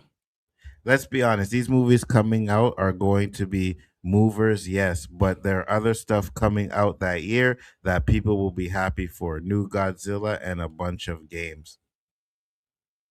Yeah, I mean, people are going to go see the new Godzilla movie, right? We're going to go see Legend of Zelda. They're going to see the new Mario Kart movie, 100%.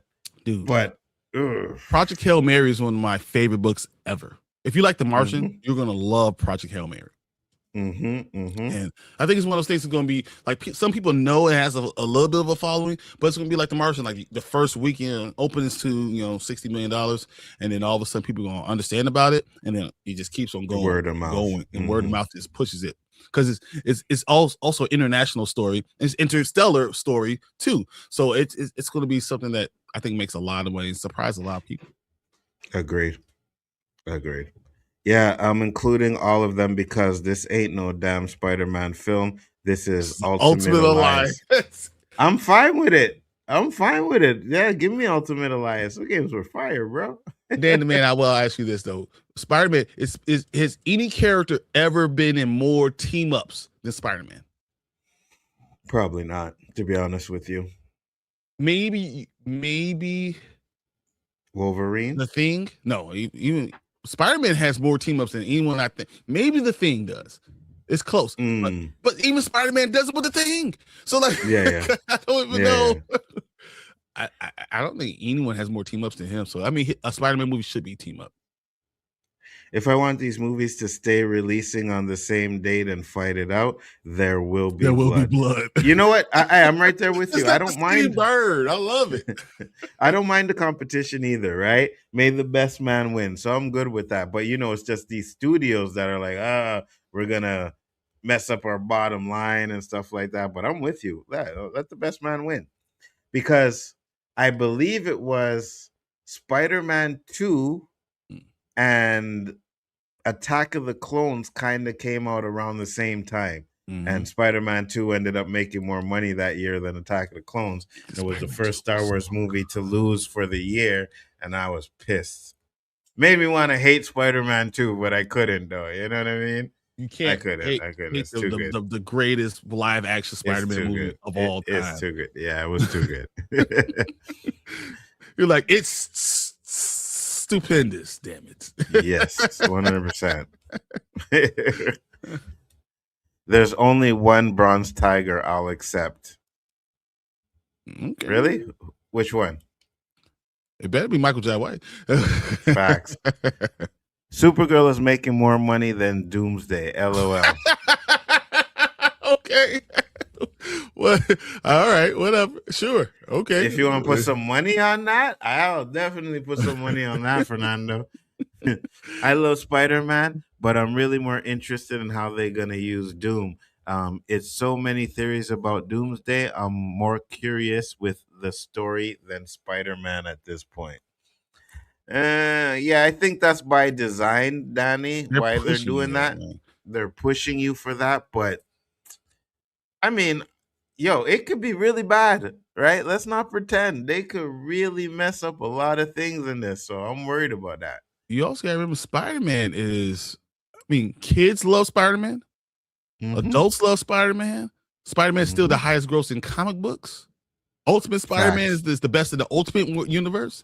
Like Spider-Man is still that dude. We're gonna get into the Beyond the Spider-Verse. That's going to make money. Like anything you put Spider-Man in makes money. The problem with Sony is that they didn't have a Spider-Man in their damn movie. That's why they lost money. Yeah, 100%. And I'm gonna say this, and I forgot to send it to you, Danny, but I'm gonna send it to you today. Had a little video with the ranking of the Spider-Man movies, and can you guess which two movies were number 1 and number 2? That gotta be, Into the Spider-Verse and Across the Spider-Verse. Yes, they were 100%. Spider-Man 2 is the best Spider-Man movie. I enjoyed those movies. Yeah, I enjoyed those movies way more. Yeah, me too. Then they killed. Did they kill off? Didn't they kill off? Who are we talking about? Is it Mike Colton? I don't know. Is it? I'm sorry. I wish they did. No, I don't know who they killed off in Daredevil. Not sure. Let us know who you're talking about. Gone ahead and bring in my Web Warriors 2, Silk, Iron Spider, Agent Venom, Spider Boy. We're doing the Spidey saga the right way. Okay. I only Spider Boy. Yeah, me neither. That's where I'll draw a line. I'll do you one better, Mama Bear. Thor was around Spider-Man in the battle, but never knew his secret identity, so the spell wouldn't affect him. No way. Same with Seal, Mhm. because he only knows him as Queens. Interesting. Oh, Cap, you mean Cap. Mhm. Yeah, Cap. Interesting. I wanted to say I was very disappointed by the Doomsday trailer that was shown in Avatar. Literally, nobody in the movie theater said anything about it. I agree. Because we all saw it. Yeah. They should have did something different. Collector. They should have did something different. Geeky Guy with the $2 super chat. Thank you very much, Geeky Guy. Much appreciated. He said, "Is Doomsday Steve the same as Old Man Steve?" I don't think he's the same as Old Man Steve. Well, yes, he is the same character, if that's what you're asking. Yes. Yes, because he went back in time. He went back in time, and remember he lived his life with Peggy Carter, and that's where he had the son, and he had a life. Yes. That's what he didn't and the reason he didn't tell you about that in the end games because now we have a chance to tell the entire storyline. Yes, 100%. Agreed. I just need my original recipe. Nightcrawler to put absolute foot in ass before passing the baton off to the new generation of X-Men post Secret Wars. That's happening. Well, he's in the movie, so he's gonna do his thing. That's happening. Yeah, you're 100% Madeline Pryor. Yep, you're right. Yeah, 100% Madeline Pryor. Mm-hmm. I think it sucks that Steve Rogers is replacing Reed Richards as Doomsday's arch nemesis in Doomsday. I think it's only for this though. Like when they reboot it. I'm not even sure that this is going to be just for this. I'm not even sure that it's. I think they're going to be parts. So like, they're going to use Captain America with the Iron Man part of it, and then they're going to also use the Doom with the Reed Richards part of it. I think Reed Richards is going to be the reason that they're able to defeat Doom. Mm-hmm. I think so. Doomsday is going to be more Cap.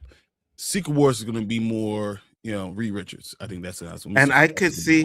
Like, so some of the rumors that going around there is like, Doomsday kind of recruits Steve Rogers. I could see that happening at first, where he's thinking like, oh, you look like Tony Stark, and I'm not gonna make the same mistakes I did before, until he realizes what Doom's doing, and then they have their fight. Doom is only there to kill him. Yeah, 100%. That's the only thing he's there to do. Kill him. But he might need his help to get to Loki at first, right? So I think he'll use Deadpool.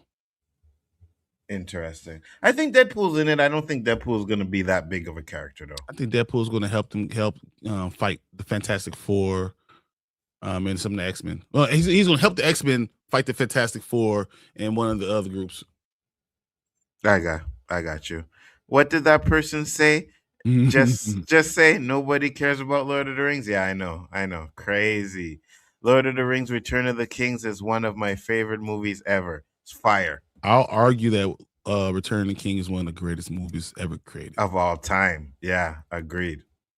Like, except for the 3 or 4 different endings. You know what I mean? Not different endings, like 3 or 4 endings. And then ends again. And then it ends again. And then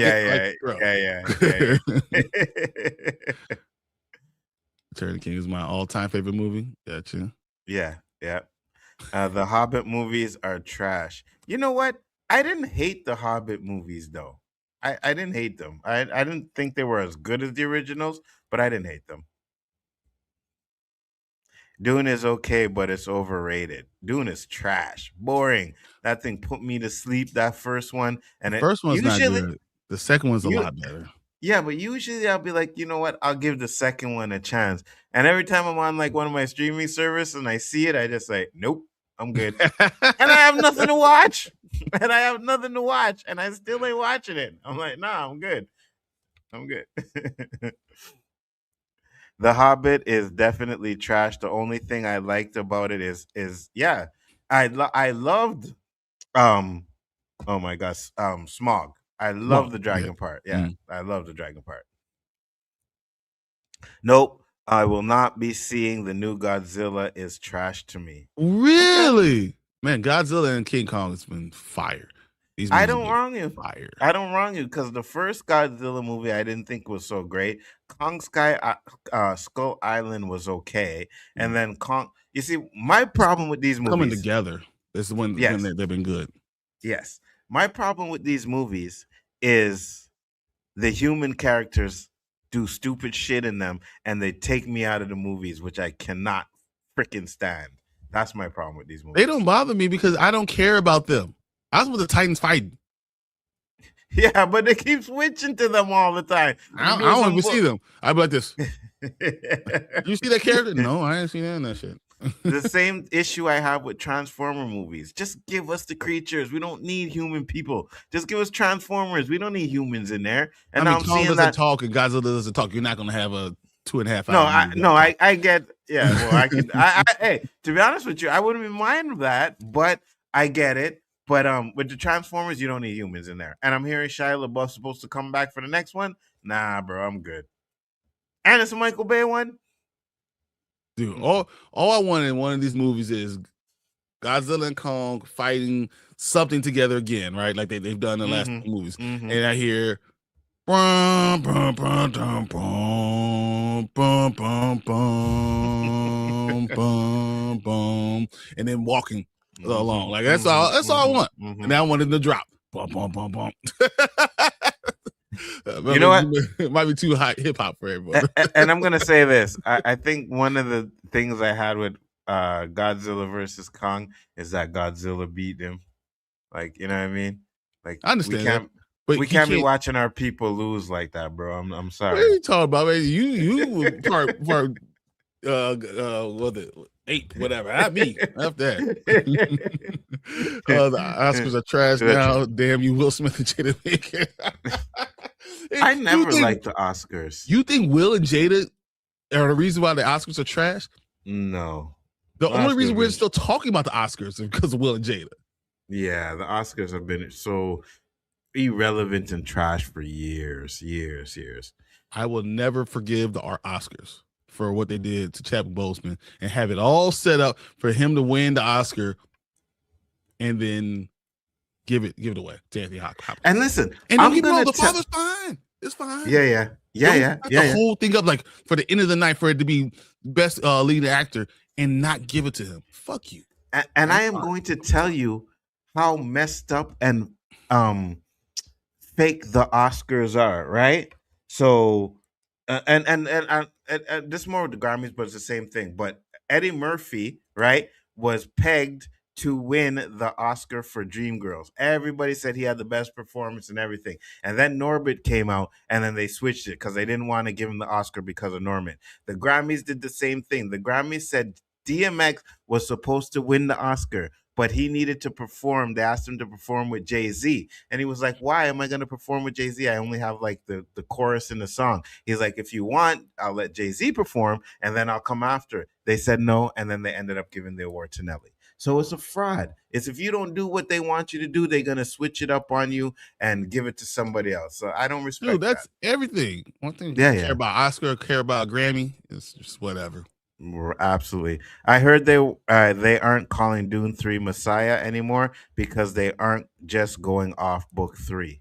Yes, they're not. They're going to do some of the other stuff because it's a lot of books. But Messiah is still going to be the basis of what the movies are still about. And the idea of the white Messiah that they're using I could talk about this a lot because I really like Dune. I read a lot of books, and as I said, this is something me and my father talk about a lot. So I think you can incorporate other parts of the books, but Dune gets real messy real fast. Listen, that original Dune movie was better than the remake. I'm sorry. I'm not gonna hate on that. Said Wolverine. Daredevil. Talking about the team up. Batman, my top 3 under Spider-Man. Okay. The Fantastic Beasts movies are a disgrace to the Harry Potter franchise. 100%. I haven't watched them. It's not good.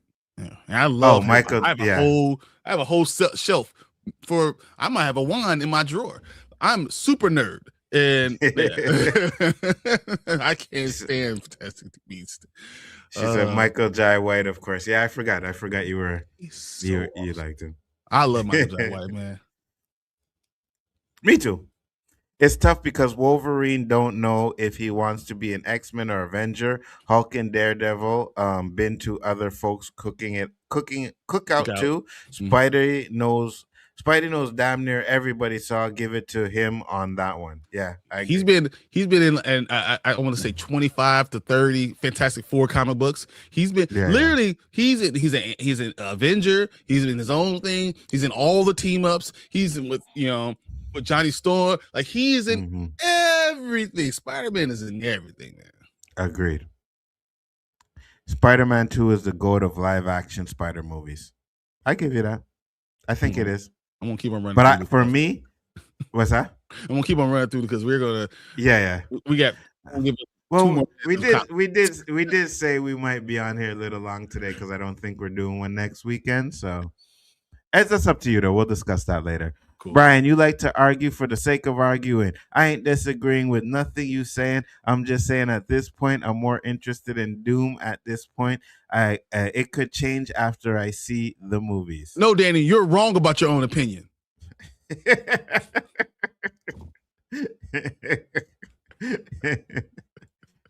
I wouldn't take that if I were you, Danny. I wouldn't take that. Next time I'm streaming this guy, I'd have to get him. You know what I mean? Nah, bro. We can't be doing that. I'm not gonna just sit here. I'm not gonna just sit here and make fun of my homie Danny, even though he has the worst takes on YouTube. I'm gonna let you do it. We're not doing it, all right? Eli said, breaking, search for Brainiac and Man of Tomorrow is over. Lars Edginger? Really? Is that really Brainiac is? Is that real? I guess. Eli usually on point with his stuff. Science is Brainiac, Man of Tomorrow. 26 minutes ago on Deadline. Wow. Okay. Real quick. Breaking news. We're gonna bring this up right now. So yes. This is actually our first breaking news story, guys. So yeah, all right, breaking news, guys. Just happened 26 minutes ago. You heard it first on the rewind. Biggaford and Bryon. You take it, Bryon. You do it. You do it this one. All right. Here we go. James Gunn finds his Brainiac for Man of Tomorrow and Lars Eddinger. This is him right here. German actor Lars Eddinger poses for a photo during this film Das Licht, The Light, and Berlinale special section of the 75th Berlinale, whatever, on February 13th, 2025. German actor Lars Eddinger will be Brainiac in James Gunn's Superman and Lex Luthor movie Man of Tomorrow we hear. This is the first time that Brainiac, a very popular Superman villain in comic books, will next to Lex, will appear on the big screen. The character was created by writer Otto Bender and artist Al Pacino, and has made his debut in the Action Comics 242, which I actually have. Crazy. Of course you do. Brainiac is really smart android who comes from the planet Kolu. He's hell-bent on collecting all the knowledge in the universe. What we know about Man of Tomorrow is that David Cornsweat's Man of Steel and David Holt's Luthor have to team up against a new threat in the galaxy. Wouldn't it be a surprise if it's Brainiac who can shrink cities and destroy planets? In the comics, the bad guy has a history of shrinking Superman's home planet Krypton, and in some storylines even destructed the place, which would be interesting after especially all the trauma that Supergirl has. The UTA repped European Award nominated Eddinger has starred in such movies as Olivier Assay's Cloud of Seals, Maria, and Personal Shopper. In the Netflix Noah Watchman directed Jay Kelly and White Noise, among several others. Eddinger was nominated last year for the European actor at the European Film Awards for the Matthias Gassner directed Dying. So this is just breaking news. We have our Brainiac. That is crazy for the James Gunn universe. Okay. I'm okay with this. Well, James Gunn finds his Brainiac, Man of Tomorrow, Lars Eddinger. And you know what? I'm okay with it too, because, At this point, you want to see different actors that you haven't really seen in certain roles before, right? I don't really know much about this guy, so hey, it's good to see that someone is getting to probably an opportunity to play a character that they probably wouldn't have paid on another day. So I'm good with it. Me too. I have no problem with it. That's pretty fire. I'm glad that we get this news right now. But if I'm gonna be honest with you guys right now, so Facts. I mean, I know it sounds like I'm hating, but no, just so okay, cool. Mm-hmm. I'm glad. Let us know when your Batman's coming. That's exactly. Don't be telling me 2031 till I get Batman. So stop giving me all this other crap till I get to Batman. I really don't care. Facts. I agree. Okay.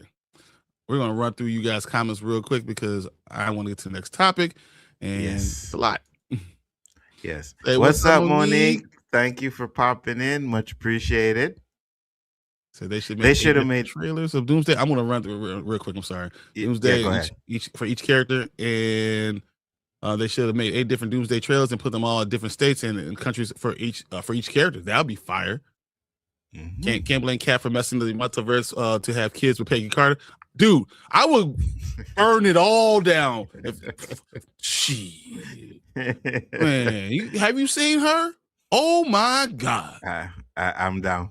Dude, I will burn the whole city, burn the whole everything, multiverse, all those other strands. I'll start purchasing all that motherfucker. Shit. Getting no question.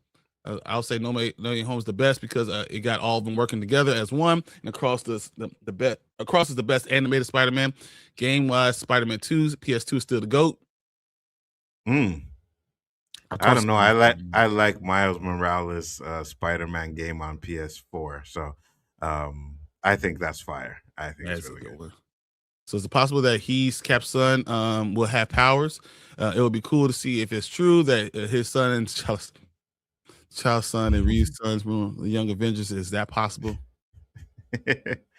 Could be.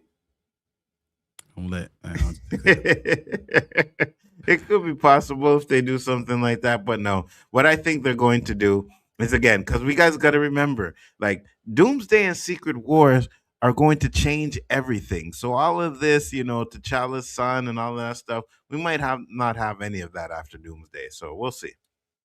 All right, we got this. Some geeky guy just gave a $5 super chat. Appreciate you, geeky guy. Said, why release 4 trailers for Doomsday when they could release 6 or 7? 7. You know what? They shouldn't do it. It's stupid. It's dumb, right? You give us a trailer and then you have these little trailers that you have been doing for over years since Marvel started. They give us a trailer and then you get the TV spots. They could have just continued doing that, but no, they want people to go see Avatar 4 times, and not only for a trailer, for like a character reveal. I'm good. Stupid move. I'm good. I'm not doing that. No way. I can't believe he's at 6'7". You have pound face. I know. It's funny too because when I got in my car one day, I was like, "What's up, bro? 6'7", and he like, "Bro, don't even try that. No, what are you saying? Like, I hate that. No, I'm saying." Like, I'm gonna spend the time. I'm gonna spend the time for this right here. Here we go. This just for you, Mr. Madison. What you just said is one of the most insanely idiotic things I have ever heard. At no point in your rambling, incoherent response were you even close to anything that could be considered a rational thought. Everyone in this room is now dumber for having listened to it. I award you no points, and may God have mercy on your soul. Facts. That's where I'm going with, guys. I love that movie. That's one of my favorite points ever. So, or Parasite, that would be dope too. Mm-hmm. The running theory is that Quill is Captain's grandson. Peter Quill could be. Yeah. Ew. That'd be interesting if they do that, but whatever, I guess. Exactly. I agree. Oh God, he did it! I can't believe it! Ha, ha, ha. What's the thing with 6'7"? Dude, I am too old to even care. Honestly. Yeah, my son. I was like, you didn't even using it right now. Like, I don't know. I just heard that's what they're doing now. That's the new talk, you know. So 6'7". Nah. Yeah. my kids are over there like, oh, Dad, do this. I'm like, man, whatever. See, all the kids say this shit. There's Gen Alpha thing, Jason. It triggers my daughter. The nice clip, yeah, I do. That's what I think of every time I think of that. So my oldest is saying 6'7". She doesn't even know what it meant. She's 7, so I guess the older kids are saying it. I had to Google it. My 9-year-old came and saying it, and then my 11-year-old was like, "Daddy, you don't want to do this." I'm like, "Oh, okay." So start off with some singer. Yeah, so a rapper. I think it's Burna Boy or something like that. Yeah. That I'm too old for that. So we're gonna move on to another topic because I'm cool. We got the Man of Tomorrow, release right now, but yeah, we need to go on to our next thing because I'm wearing Star Wars for a reason. Yes, I'm talking about this for a reason. I cannot wait. Let's do this now.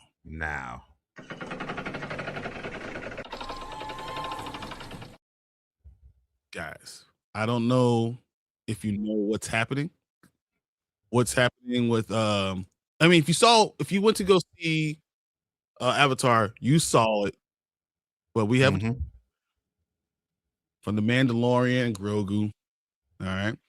The Mandalorian Grogu leaked trailer features epic action and a fun moment with a child. The new trailer of The Mandalorian Grogu is currently playing in front of Avatar Fire and Ash and like Avengers Doomsday before, it's now leaked online. But it looks a lot better. It's been a week of huge trailer leaks. The Avengers Doomsday trailer, the first Spider-Man Brand New Day trailer, and Odyssey 6-minute prologue, all finding its way into social media. Now it's the turn for Mandalorian Grogu. Despite speculation on the contrary, Disney appears to have no intentions of releasing this online. To see why, like this trailer that played in Zootopia 2 last month, it's the same sneak peek we saw in September, albeit with a few scenes swapped out for new ones. Those include a cut moment with Din Djarin instructing Grogu on how best to wear his armor, a new shot of Mando using his flamethrowers, and a couple of snow troopers. It has a great sequence with Din battling several alien creatures. Looks like the game Djarin brought to life, and the HD version of the sequence is also somehow available online. You can view it below, like the trailer. The clip comes our way courtesy of SFF Gazette. It's smart for Disney to freshen up the Mandalorian Grogu teasers in theaters. The first full trailer likely won't be out until Super Bowl in February. And it will be then that Lucasfilm starts to giving away the Mandalorian follow-up with big promotional push. Says we are planning on doing a 4th season. I actually had written all of that. Filmmaker Jon Favreau really revealed on the recent interview. I still have season 4 sitting on my desk here right now. It's structured around a movie. A movie structure is opposed to serialized weekly television show. The Iron Man director continued. So there's a larger throw to the whole thing. The Mandalorian Grogu, the evil empire has fallen. The Imperial warlords remain scattered throughout the galaxy. As the fledgling New Republic works to protect everything the rebellion fought for, they have enlisted the help of legendary Mandalorian bounty hunter Din Djarin and his young apprentice Grogu.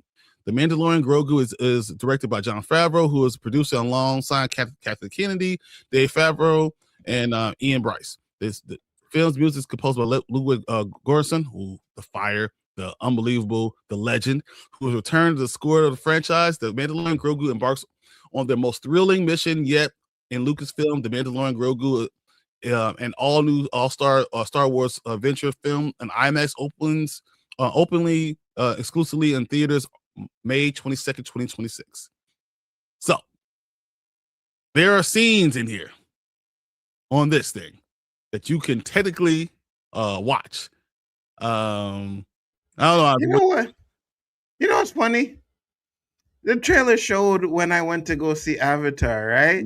And I didn't pay attention because I thought it was the same trailer. I thought it was the same one that we've seen already. So I wasn't really paying attention to it. Now that I'm looking at this and reading the article, I'm like, wait a minute. It was a different trailer? Yeah, so there's new scenes, there's different things that happen. They definitely was showing him how to wear his chainmail and make sure it was right. And then, you know, there's other things that we saw in the trailer. Yeah, it's kind of cool. They were adjusting it to make it make sense. I guess I just was paying attention. I was like, "Oh, same trailer again." Because when it popped up, right, I was like, "Oh, so this." And it's funny too because it popped up before like the Iron Man, before the Doomsday and before the Odyssey stuff. So I was like, same trailer. I'm good. Right? So it's not the same one.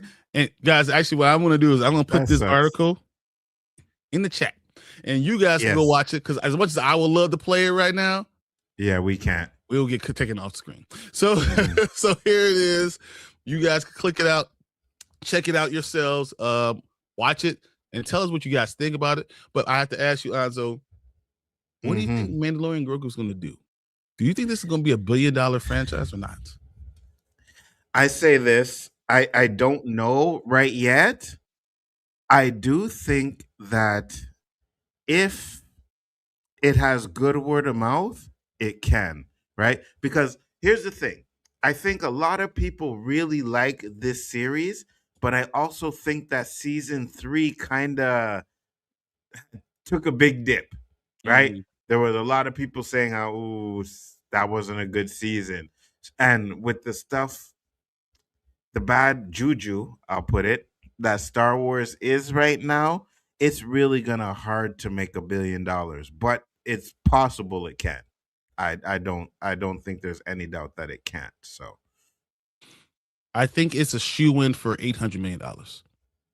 I could see that. Okay. Shoe-in. Like it's going to make $800 million.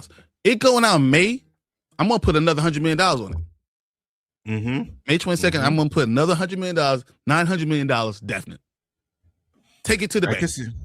I could see that.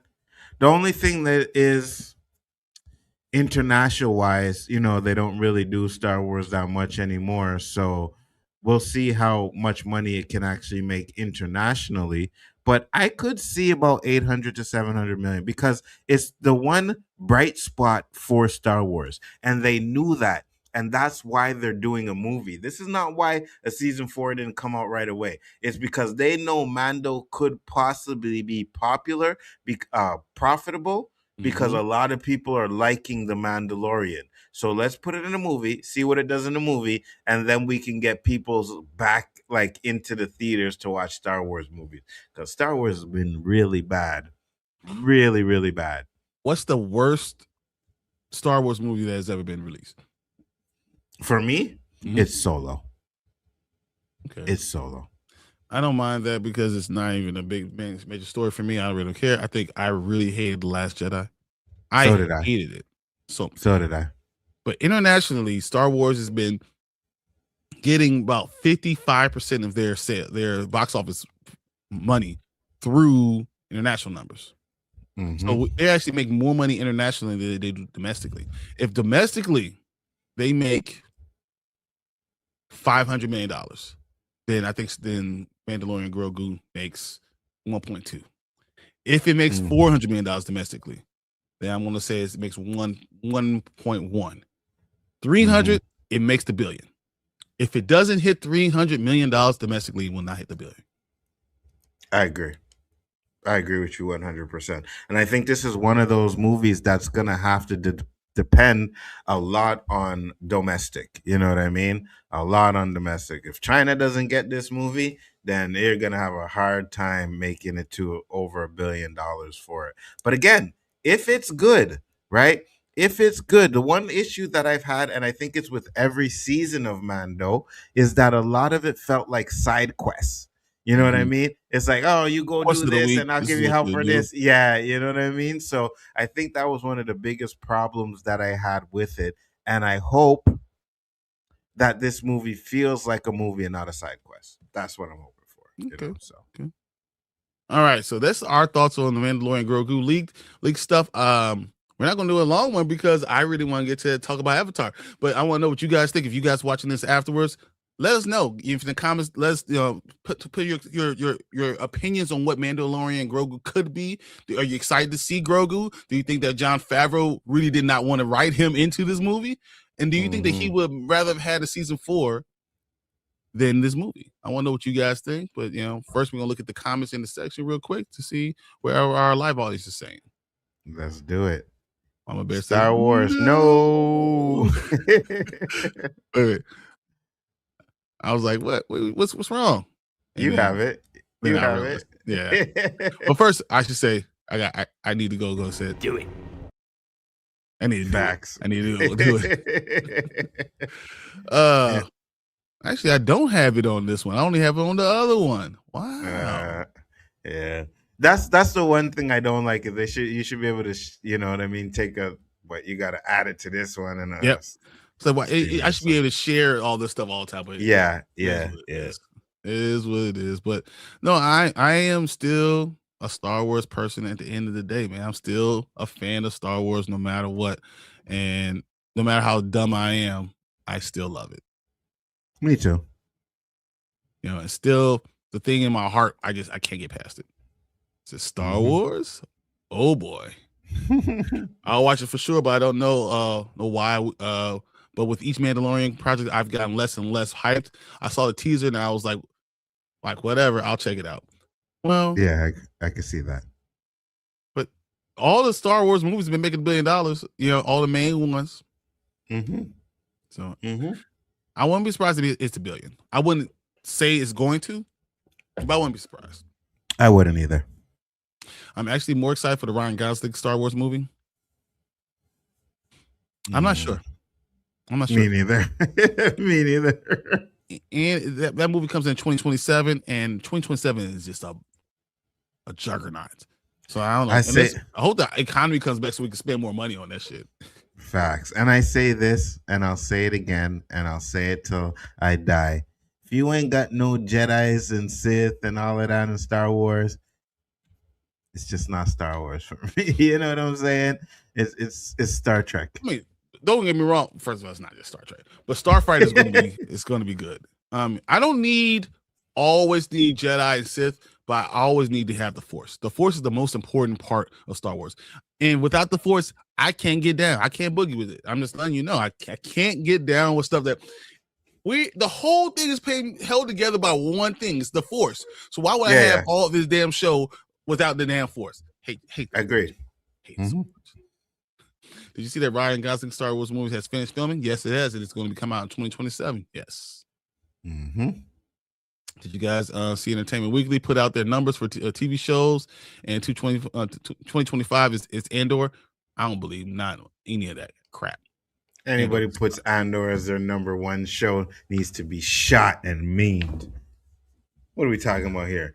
That was so garbage. Oh my Lord. Like, you want to talk about the worst Star Wars?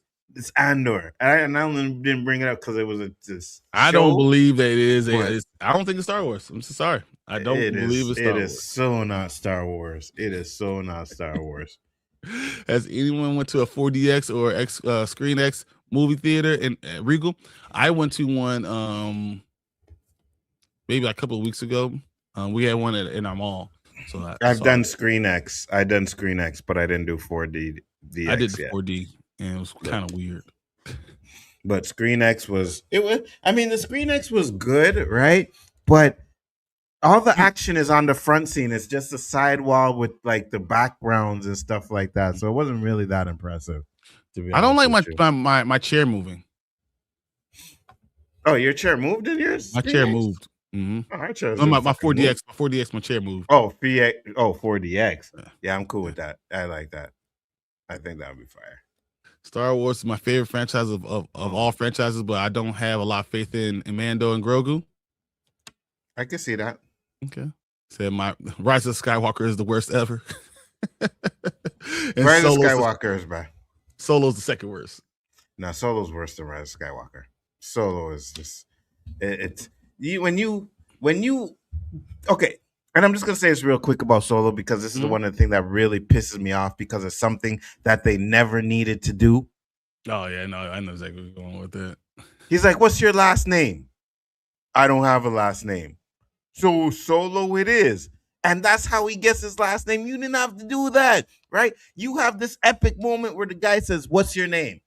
And he says, "Solo." You know what I mean? Like, yeah, that's what I'm talking about. No, you had to, and you gave him Solo because he was alone. That's his last name, and then he keeps it throughout the rest. Like, get out of here with this bull crap, bro. Don't give me that shit. The reason why I hate Last Jedi more than I hate Rise of Skywalker is because Last Jedi knocked it off the rails.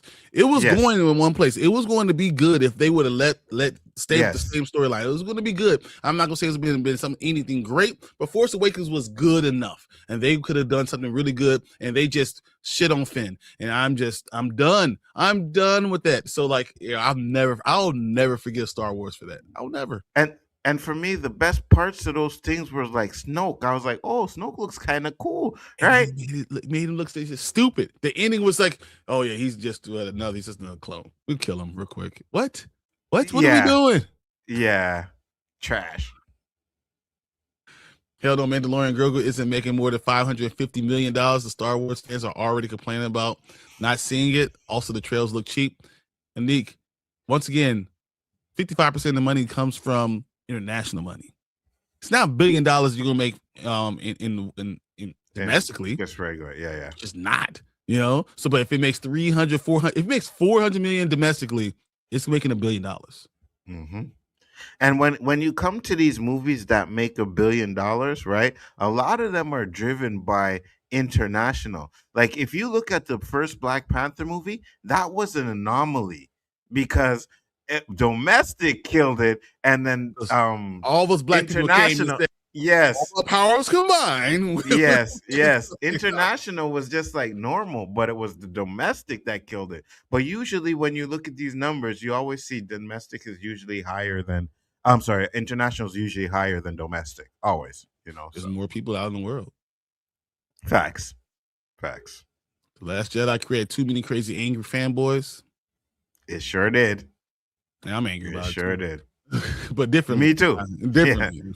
Yeah, we ain't like those fanboys, but you know what I mean? I don't like when you do that. I don't care anything about Rey. I hate the fact that what you did to Finn. Yeah, exactly. Me too. Same here.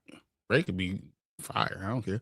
The most definitely think this movie will make $1 billion. Most definitely think this movie will make $1 billion. It's Star Wars. The last three have been not good, and it's made $1 billion. The kids are going to push it across the $1 billion mark. International is going to push it probably across the $1 billion mark. It's probably international is going to do it. Maybe. They had the shortest. I don't want to call it trailer before Avatar. Yeah. It wasn't. Mm-hmm. It's not trailer. It was just a little leak. Yeah. Fire and Nash. Yeah. Hanzo was there when I checked out Star Wars. Say check, please. Mm-hmm. Last Jedi. Checked everybody out. Star Wars Rise of Skywalker is the worst Star Wars, and also Star Wars Clone Wars, except the end of Yoda and Count Dooku. Wait, are we talking about Attack of the Clones, or are you talking about the Clone Wars cartoon? Yeah, because Clone Wars cartoon is the greatest thing that Star Wars has did in a long time. It's really good. It's really good. Oh, boy. But I think you're actually talking about Attack of the Clones because you said Yoda and Dooku. Listen, I get it why people don't like Attack of the Clones, but I think it's definitely more underrated than people think it is. You know what I mean? It's really underrated movie. Even I don't like Attack of the Clones.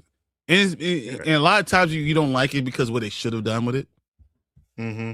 I think that bothers you the most. Like, you should have done this and you did not.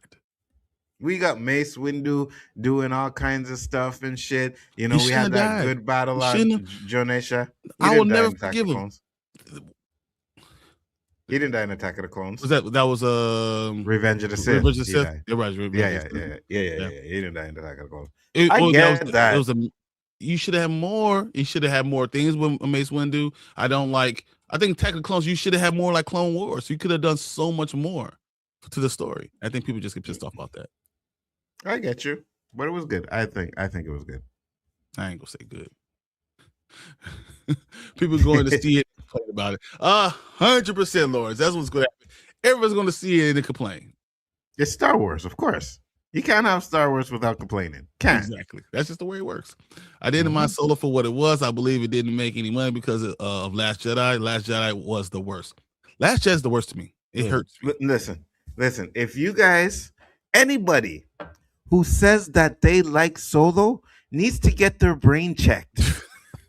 I'm sorry. You need to really to get on some kind of medication and make sure you get that thing fixed. There is nothing good. That movie is not good at all. It's not. Character-wise, you have Danny Glover, whatever his name is, playing Lando, who's a pansexual, right? Because they're talking about him doing the robot. You have this trash ass guy playing Han Solo. Like, no, bro. No. The first scene. The first scene. All right? The first scene where they get caught by that alien creature, the snake shit come and it's speaking perfectly English. I was like, wait a minute, this is not Star Wars. But Give us the subtitles. But I don't think anyone cared about Solo. So that's why you put all this hate, but no one cared. That's the thing. Listen. So I can't put hate on something I didn't care about. I cared about what Last Jedi was supposed to be. The Last Jedi was supposed to be the change in Star Wars that I've always wanted. And what did they do? They took him out.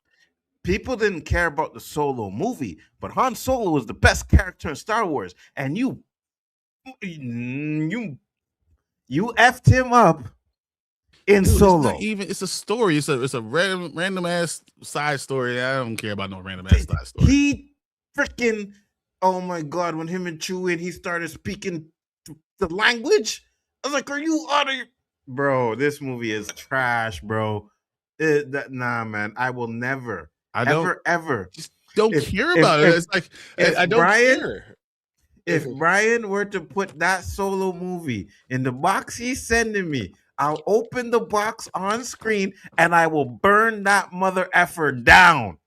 Right then and there. Who the hell will spend money on that damn movie? It's not worth spending money on. No, it's not. I think it's good. It's just I don't care about it at all. Even I get you. Like it doesn't matter at all. I don't even rank it in my Star Wars rankings. I literally don't even have it ranked. I don't have an issue with that. But Han Solo has been my favorite character since day one. And when you ruin him like you did in that movie, you can take two of these. All right.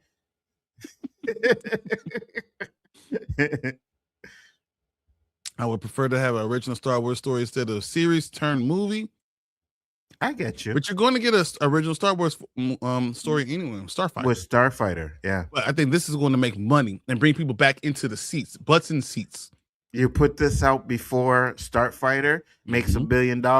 Now people want to see Starfighter. Engage the kids, engage the normies. Yeah. And then you put Starfighter out there. It makes sense. Agreed. But then it wasn't a good movie, and that's why it didn't do well. It was a terrible movie. And I simply didn't even like it. So you would shoot me and say Andor is my #1 show of the year. No, 100%. No, he would not. Yes, Collector. Yes. Trust me. I'd have to check to make sure everything is okay because Andor is the nighttime sniffly sneezing coffee head so you can sleep medicine. That's exactly what Andor is. All right. I put that on, and usually sometimes I have insomnia. I put on Andor, and it's 2 seconds. I'm like snoring right away. Never fails. The worst is not Andor, it's Acolyte, Solo, and Skeleton Crew. Listen, I will watch Acolyte and Solo before I ever watch 1 minute of Andor. One. Andor is the best Star Wars series ever. It has the awards to prove it. Awards don't Didn't we mean just nothing. say awards mean nothing? Awards mean nothing. Nothing. It wasn't good, Lawrence, but The Last Jedi didn't help it. At all. I agree. I love how Star Wars fans are excited to celebrate Revenge of the Sith anniversary, but not Force Awakens. Yeah, you know why? Because Force Awakens turns Finn into a fucking janitor. That's why. Force Awakens was the original origin of Finn, and the people that don't want to celebrate Force Awakens because it's a black man and a white and a woman. That's why people hate them. Yes, and Finn should have been a Jedi. That's what Last Jedi messed it up. That's what he was supposed to be in Last Jedi. That's why it was fucking terrible. Yeah, exactly. You see what you guys are doing, right? We try to have a PG show over here, and you guys are making us curse and shit. You know what I'm saying? Really? We gotta avoid. So 3 topics we now have to avoid: Nolan, Star Wars, and T'Challa. All right, 100%. Star Wars fans worried about Solo or the recasting of him. I remember correctly, they made you ask why in the TV show they used the body double and CGI for Luke. Because Luke's old. You had to CGI him. Exactly. Solo should have been a layup. And how the hell is Boba Fett and Jabba the Hutt die in it? Yeah, exactly. Dude, that's huge. That's fire for that, though. That's right. Mm-hmm. So, Brian, I wouldn't have minded if they killed off Snoke, but his death affected nothing in the story. It was literally like just a asterisk. Like, it was like a little whatever. Oh, yeah, we killed him. And I thought it was going when he tells Ben that he got bested by a girl with no force power. I was like, okay, you're addressing something. That makes sense. I like that. Then you get that throne room with Snoke, and he's just using this. You mean to tell me you couldn't fucking realize that Ben was using his force power to turn the lightsaber? And you more powerful than him? You can feel his anger. You can feel what he's doing, but you couldn't feel what he was doing with the lightsaber? Nah, bro. I don't want to hear this crap. Like, I get it. There's certain tropes and stuff in movies, but I know if we made movies, it would be better than this crap that we're getting right now. No doubt about it.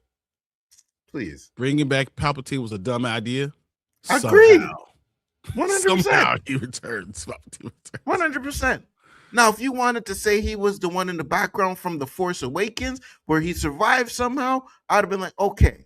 But you just did that as a desperate attempt. No, they literally said somehow the Emperor returns. Yeah, I know. Yeah, I know. I know. That's what I'm saying. Yeah. And you just did it as a desperate attempt to salvage what that last movie was, because that was and I know it's garbage, but it's only garbage because they had to fix the things that Rian Johnson messed up. And that's why I don't hate The Rise of the Skywalker as much as I hate Last Jedi. I agree. This is why I hate Last Jedi. I hate it so much. Me too. I mean, Attack of the Clones movie. Yeah, that's exactly what we knew you meant. Attack of the Clones. Either way, it's going to make a ton of movie off of them Grogu and Mando popcorn buckets. 100%. 100%. Kids are going to buy that stuff. It's going to go crazy. Yep. Attack of the Clones was absolute garbage. It's the only prequel film I effing hate. No, that's the Chaos Central episode where we did Who Would You Be in Star Wars? I was done with Star Wars and the fanboys after that. Yeah, I got you. I got you. Agree, Brian. Last Jedi alone is worse than all the other prequels. Last Jedi just ruined everything. Mm-hmm. The momentum that Star Wars had. Do you guys remember what happened when Force Awakens came out and made like $2 billion? Mm-hmm. Man, after Last Jedi, I agree, bro. I'm angry again. So I didn't like Solo. He was just defending it. It was okay. He's just more like I don't care about Solo. I got you, Delta Dan. But his keyword is T'Challa. Mine is Star Wars Nolan. You know what I mean? So yeah, we got it. Like Attack of the Clones was not good, but it was better than Phantom Menace and that little boy that Jar Jar Binks were annoying as hell. Jar Jar Binks is a problem. You know what? I used to think Jar Jar Binks was a problem too, but then I realized Jar Jar Binks is for the kids. He's for the kids, right? No, so when you look at it that way, I get it. Racism is not for the kids; it's placism. Stop it! We're not gonna do the racism stuff. No. There's another trigger coming. We're not gonna do that. We'll discuss that another time. Just go to the next thing. All right, which is better, Solo or Boba Fett? Oh my God, Danny, you really had to do this to me. Boba Fett. You really had to. You really had to do this to me, Danny. You really, because I know what he's trying to do. But you know what? Boba Fett's way better though. They are both caca. They are both never getting watched again, right? And if I had to pick one, they're 1A and 1B. So Solo, Boba Fett, or Boba Fett and Solo, whichever way you want to put it, it's 1A and 1B. They both caca. So it was the only Star Wars movie I only watched one time, throw the whole thing out. Agreed.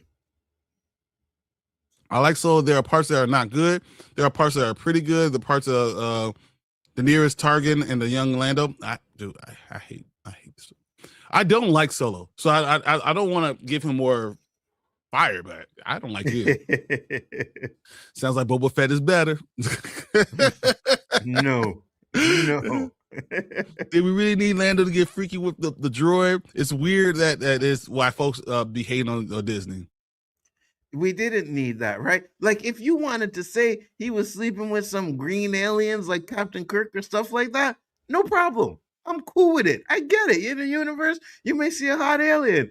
Gee, we can talk about it later because the Avatar chick was hot too. You know what I mean? Right? So I get it. But when you start to do this droid crap and like things that just doesn't make sense, and the droid's like, oh yeah, I can work. Like, oh, get out of here with that, bro. We ain't doing that. It's always the black characters. I'm saying it's a little bit more realistic. You see all those people that be doing all type of stuff. Facts. See, I mean, I didn't mind it for what it was. I'm just saying the Last Jedi was fire. Last Jedi was fire. More people will watch it. So, chill. If the Last Jedi was fire, more people would have watched it. Yeah. Oh. Mm-hmm. Yeah. He said Acolyte. Acolyte was bad, but yeah, I really hate Last Jedi. Me too. With a passion. And don't get it twisted. Acolyte is ass as well. That was trash too. Trash, except for that one episode with the lightsaber battle, which was pretty cool. But other than that, oh my God, that was horrible. So Empire Strike Back is the GOAT. Big facts. 100%. Big facts. The sequel trilogy should combine the characters of Finn and Rey into one character. No, I think you should have made them. That should have been the love interest. Mm-hmm. That's how it should have been. Mm-hmm.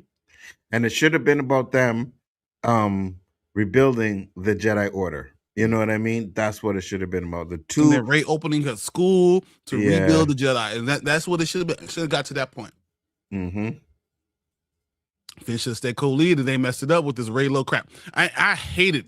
I hate it. It made no sense. Like, why are we doing this, man? It made no sense. All of a sudden, they're enemies, and the next thing you know, they're like, oh, and the freaking Force Skype.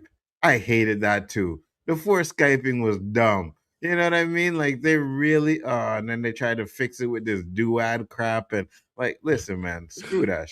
Look at Daddy. He said, trigger them, transform, make them transform.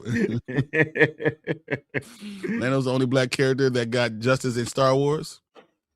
At the end, yeah. In the original Star Wars, there's only three of them. There's only three characters, so it doesn't matter, right? Facts. The Last Jedi disrespected my favorite fictional character, even Luke Skywalker. Yes. Yes. Look, I'm almost just not say anything else about that. I'm just gonna go to the next thing because I agree so much. Yes, it's gonna come flooding out me. The stormtroopers, all of that. Yeah, go ahead. You're right. No. Let's go. Yeah, let's go. Stormtroopers rebelling and finding out that we had the Force and learning from Rey would have been lit. Knowing people can't use lightsabers while cutting off limbs. Finn got done dirty, and they never addressed. Y'all trying. Y'all winning because I'm on to erupt. You see that trailer where Finn ends? It ends with, first off, it starts with there's an awakening in the Force, and you see Finn. Then the trailer ends with Finn holding the lightsaber, and then we find out he has no freaking Force powers. What? Holding his own with someone who has Force powers? You know what all Ben needed to do was use the Force and take the lightsaber from his hand. That's all he needed to do. That's it. Fight over. You have Force, I don't. Let me take that. Boom. Good. Bro, come on. Mm-mm. The black power doesn't allow you to do that. My blackness doesn't allow you to do that. So Rian Johnson should be blacklisted. Star Wars prequel for 12-year-old boys. Star Wars prequels are for 12-year-old boys. They were. And he said, according to George, that's what he said. Yeah, they were. Grogu should have got unalived the Mando movie. No, Grogu should just been with Luke. Yeah. They should have left him with Luke. So we better change the topic. So 100%. I'm trying to get past it because I know I'm trying not to transform as much as possible. I'm like, no. Empire Strikes Back and Revenge of the Sith are the best Star Wars movies. Agreed. I like the original Star Wars 2 in between, but come on, Revenge of the Sith is fire. I don't care what Tank says. I don't care what Tank says. You hear me, Tank? I don't care what you say. It is good. Mm-hmm. It is good. The best fight. Having a high ground, that whole scene is fucking amazing. The lava cup, bruh, whatever. Facts. So I will never forgive Last Jedi for turning Luke Skywalker into a reclusive hermit and gives up on his family for no good reason. And looks at the star, look at it, and it stows around. Everything he learned, everything he became from the original trilogy, you took that away. You did the same thing with Han. You did the same thing with Leia. Everything that they went through, their character progressions in those movies, you took them away and you started over from the beginning again. Fuck that. Sorry. I was going off about Sam Wilson, how Marvel does black characters just as like T'Challa triggered. It's Christmas time, guys. You can't be doing this to us now. Really? This is what we're doing here? Huh? And I know you guys are doing it on purpose, right? You're like, oh, let's get them triggered. You guys are doing it on purpose. I know you are.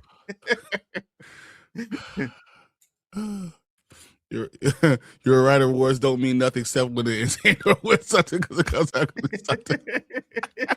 It's like, really? It's funny because they know me so much. I feel like they're just doing so much that they know that it's going to trigger me. Biasness? No, I got you. Lord said Finn needed to tap into the ancestors. Facts. Oh man, let's go. Facts. Of course, Disney would have had Finn lose to a Sith Lord with a burning cross lightsaber.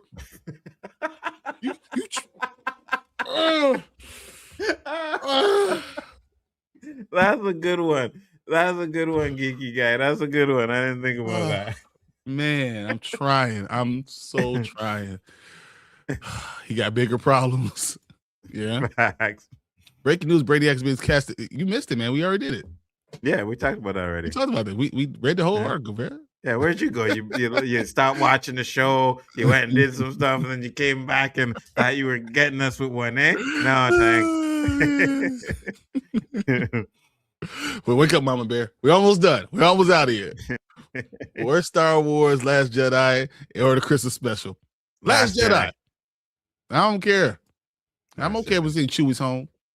Here we go. I just gonna say that. Yeah. Best fight of all time, Star Wars. No denying that prequels are mostly bad, but not as bad as the sequels. Well, I agree with you. They're not as bad as the sequels, but the prequels are not bad. We need to stop saying that. All right, the prequels are. So I don't like a lot of them. The prequels, I don't like the first or the second one. Really? I love when we got Revenge of the Sith. I got you. I can see that. This is going on to Terrence's live stream. Yeah. Like I said, I'm not trying to trigger you guys. Collectors just be a collector. I appreciate. No, I know you not collector. I know the rest of the chat is. They know what they're doing. They know what they're doing. Trigger. You see, they know what they're doing. Maria knows what they're doing. They know what they're doing. Oh my god. Oh man, look another one. Another one. I almost start sweating. You guys know you can't bring up Ryan Coogler's name. You know that, right? The weirdest thing is I really like Ryan Coogler. I just don't want him to touch my Black Panther anymore. I really like him, man. The sequels made for the prequels look better. 100%. The sequels make the prequels look great. I will watch any of the prequels before I watch them. I agree. But the prequels are great. All right, let's just say that. I had to leave figuring that T'Challa and Batman was going to last 3 hours for the rant. Not Star Wars. Yeah, you know, like you already know. Disney messed up Indiana Jones as well. 100%. Yeah, they did. Yeah, they did. The only part of Star Wars Episode 1 I like is the very end when Darth Maul and Liam Neeson. 1 billion%. Fire. But I will tell you this: Qui-Gon Jinn shouldn't have died. I agree. Favorite Tom Cruise performance? Will you see Digger? Thanks for Stacy. I am going to see Digger, but I'm not until I know what's going on specifically in Digger. I'm not going to say this is going to be a good movie. I need to know. I don't know what the fuck was going on. I'm like, whatever. He's digging stuff. Facts. Okay. Facts. All right, guys, we're gonna stop here because I went to sleep and woke up there on Star Wars. Oh man! All right, let's get off of this part. Let's go into the last topic. I'm gonna let Anzo run this one because it's pretty fire. So here we go. Let's do it.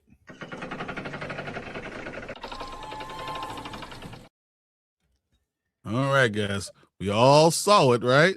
So last topic is gonna be about Avatar: Fire and Ash. So yes, and you guys know that one of the most anticipated movie has finally dropped, but we are going to talk about some of the box office for its opening, I guess, preview day or what they're expecting for opening weekend, right? So it says here, Fire and Ash flying to a 86.90 million open, Housemaid and David in a TIFF for number 2 with 20 to 24 million apiece. Now you can see that's a big difference, but this 86 to 90 million opening for Avatar seems kind of low for me. What do you think, Bryon? Almost $50 million lower than the second movie we got. Absolutely. So we'll go here where it says right here. Yeah, go ahead. She's fine. I don't care. I don't care if she blue with the red. Something about the walking and the sultriness. Facts. I like sultry. Yeah, I do. Facts. Listen, I turned to my son and I was like, yo, is it just me or is she kind of hot? My son was like, you're a perv. I'm like, no, but she kind of, the way she was moving and walking around.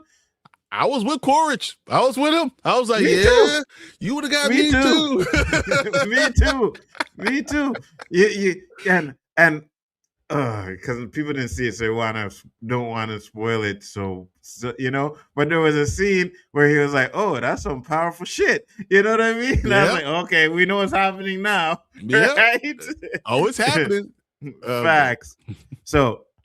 Friday PM update with a great 72 definite recommended on-screen engine cinema store post track from the last night audience. 20th Century Fox Studios James Cameron's third sequel Avatar Fire and Ash is seeing 37 million today, including last night's 12 million.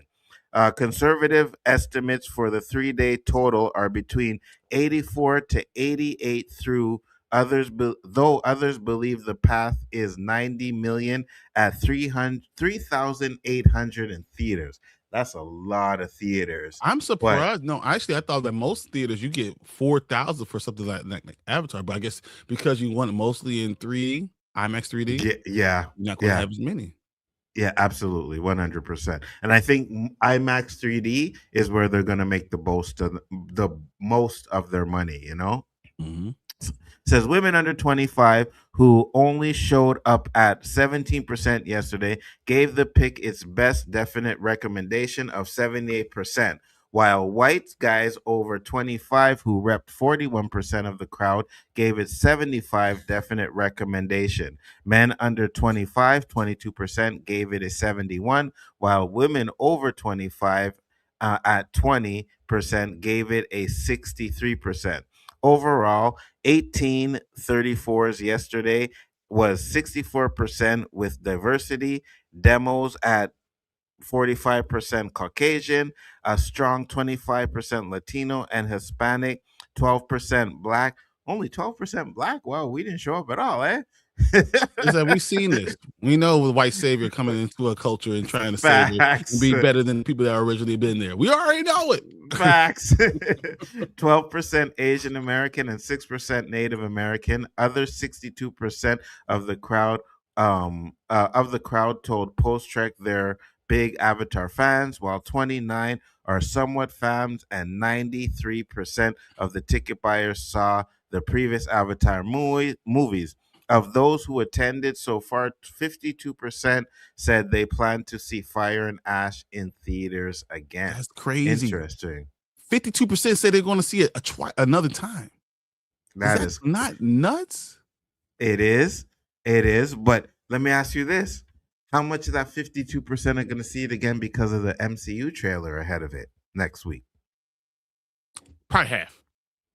So that means Disney did a great ass job. That's what. No matter what we can talk about, complain about all stuff. Disney did a great job because what now half these people are going to go see Fire and Ash again just because of it. So yeah, absolutely, 100%. So it just talks about the regular box office here, but I'll go down to the bottom here. It says Friday AM update.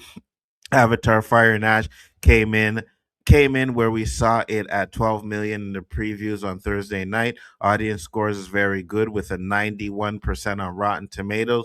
Global so far is 72 million. That includes 17 million out of China on day one and 43 million abroad. Okay. The Na'vi are still adored in the Middle Kingdom, and that opening day in China would rep the third highest for an MPA title behind Zootopia 2 and Fast X. Early social scores are very good with the Mayan at 94%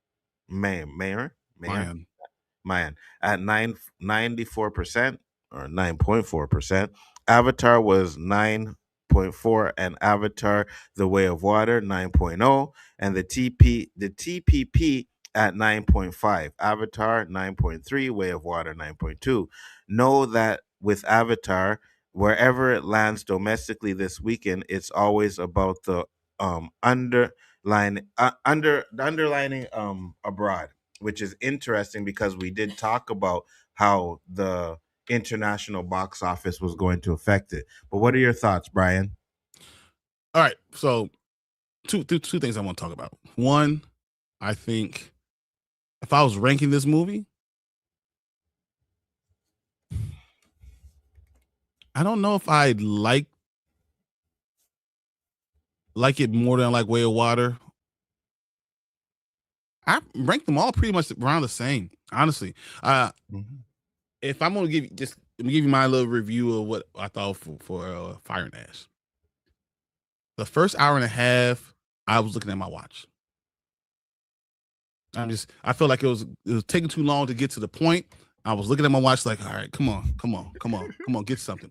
The last hour 40 minutes, because that's a long ass movie. The fact that I could say hour and a half and an hour 45 minutes.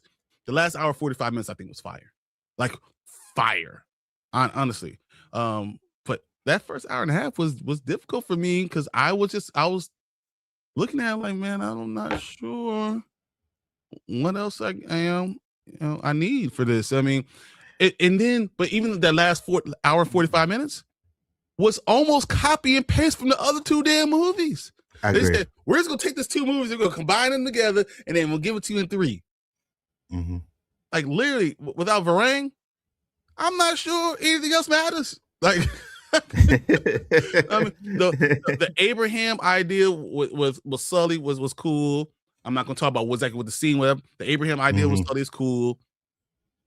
The father and son dynamics are cool. But yeah, I'm just saying it was okay. It was okay. And now you heard Bryon, right? Now get this. I really enjoyed it. I thought it was good, right? I didn't have a problem. Like, it didn't feel like it dragged on to me. I wasn't looking at my watch all the time because one thing I did enjoy about the first half is there was a lot of emotions around what happened in Way of Water, and I enjoyed that. I enjoyed to see them get through all of that stuff.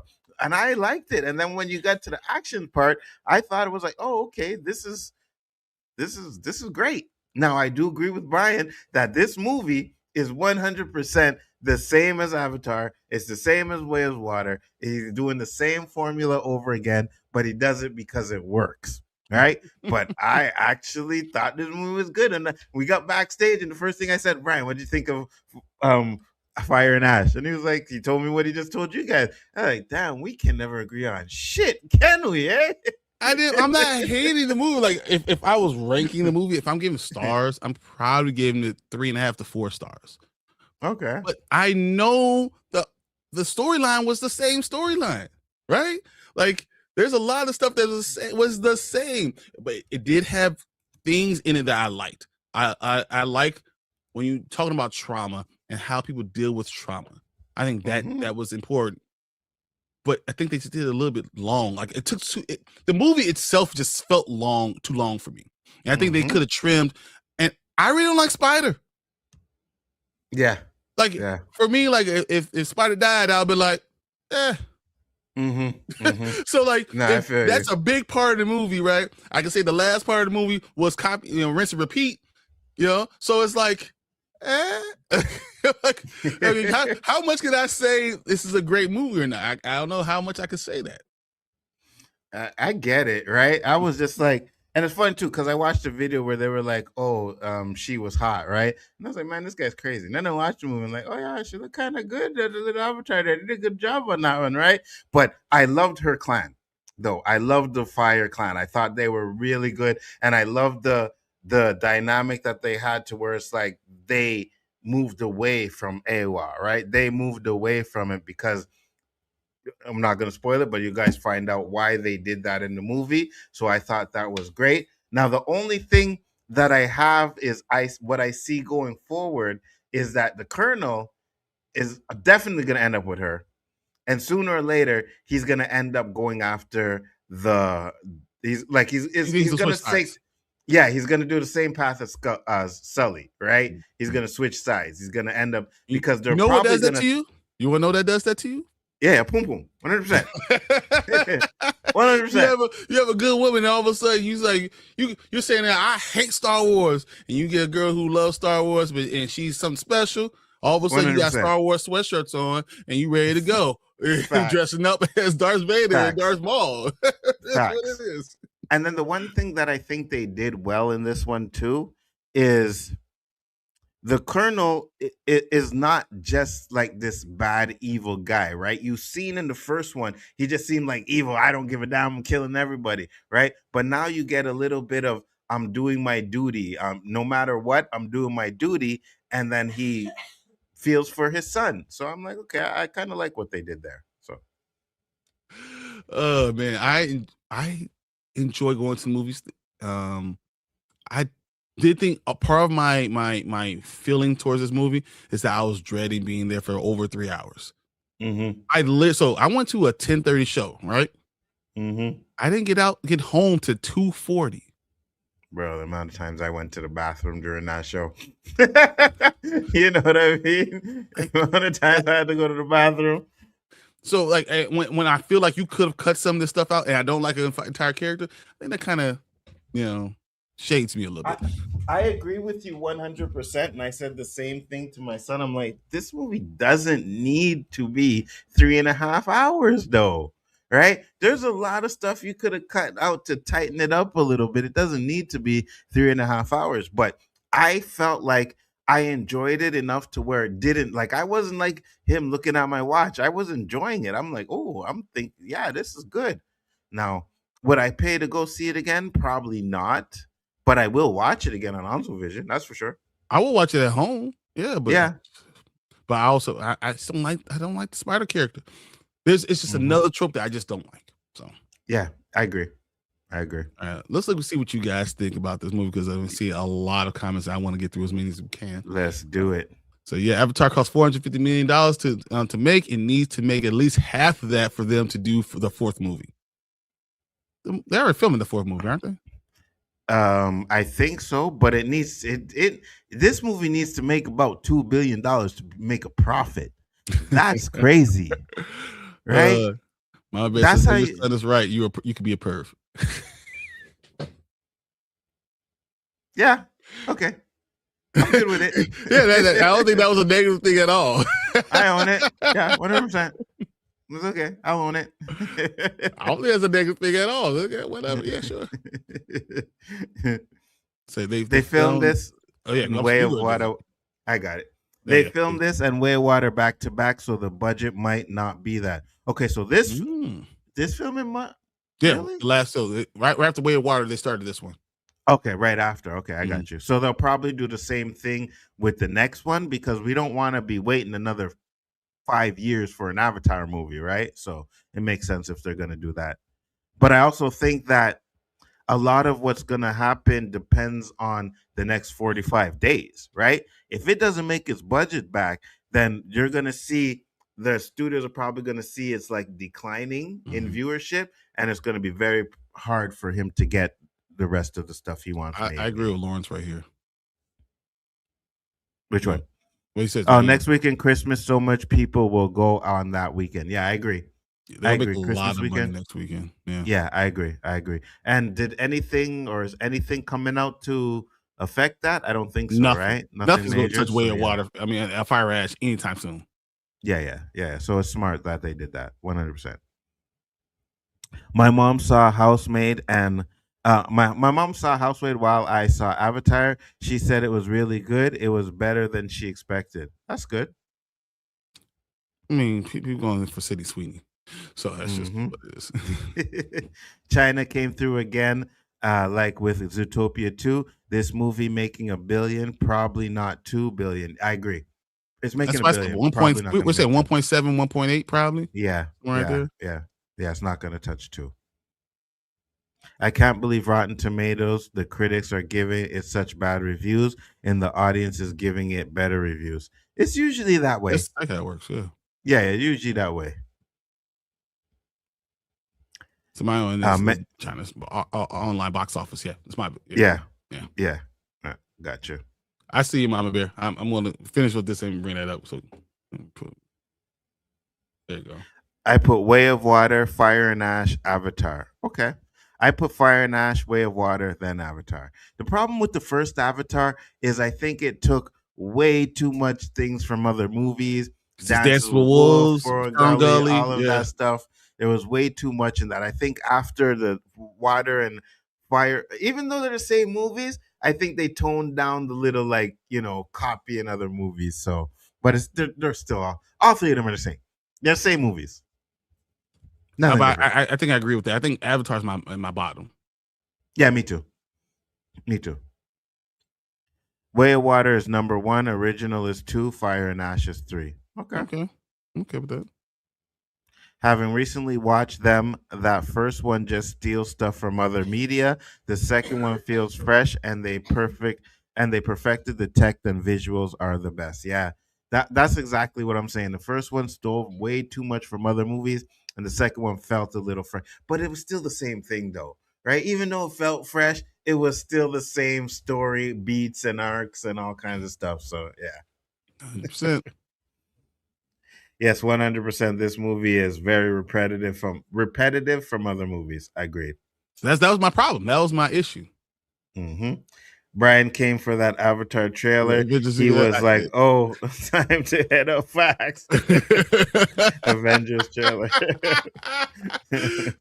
But I already saw it, so I was like, I was actually there for the Odyssey. I was pissed off that I went through the whole trailer and there was no Odyssey. I was like, what? What are you talking about? I got it. I'm glad I got the Odyssey. Anzo, you're just saying you liked it because Bryon was not that crazy about it. I wish that were the case. I do, but no, I actually did like it. I thought that he wasn't going to like it, actually, which is kind of surprising to me. See, Tank, I do like some shit. That's I thought Avatar 3 was better than the second movie. See, Nick Jones, sometimes you got some, sometimes you're right. Sometimes you're right. Yeah.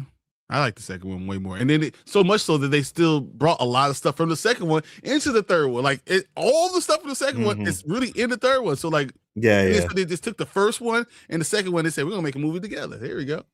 Yeah, exactly what they did. They took the water scene from the second one, right? Added it into this one, and then the fight with the creatures and everything, that's from the first movie. It happened the exact same way. Yeah, exact same way. AY didn't change nothing. Come on. Yeah, exactly. They didn't play the Odyssey trailer in front of mine. Some people didn't get Avengers. I got both. Yeah. So that was good. So you guys need to come watch movies in Canada. That's why. It's terrible. Yeah, 100%. I hated where they went with Spider. Me too.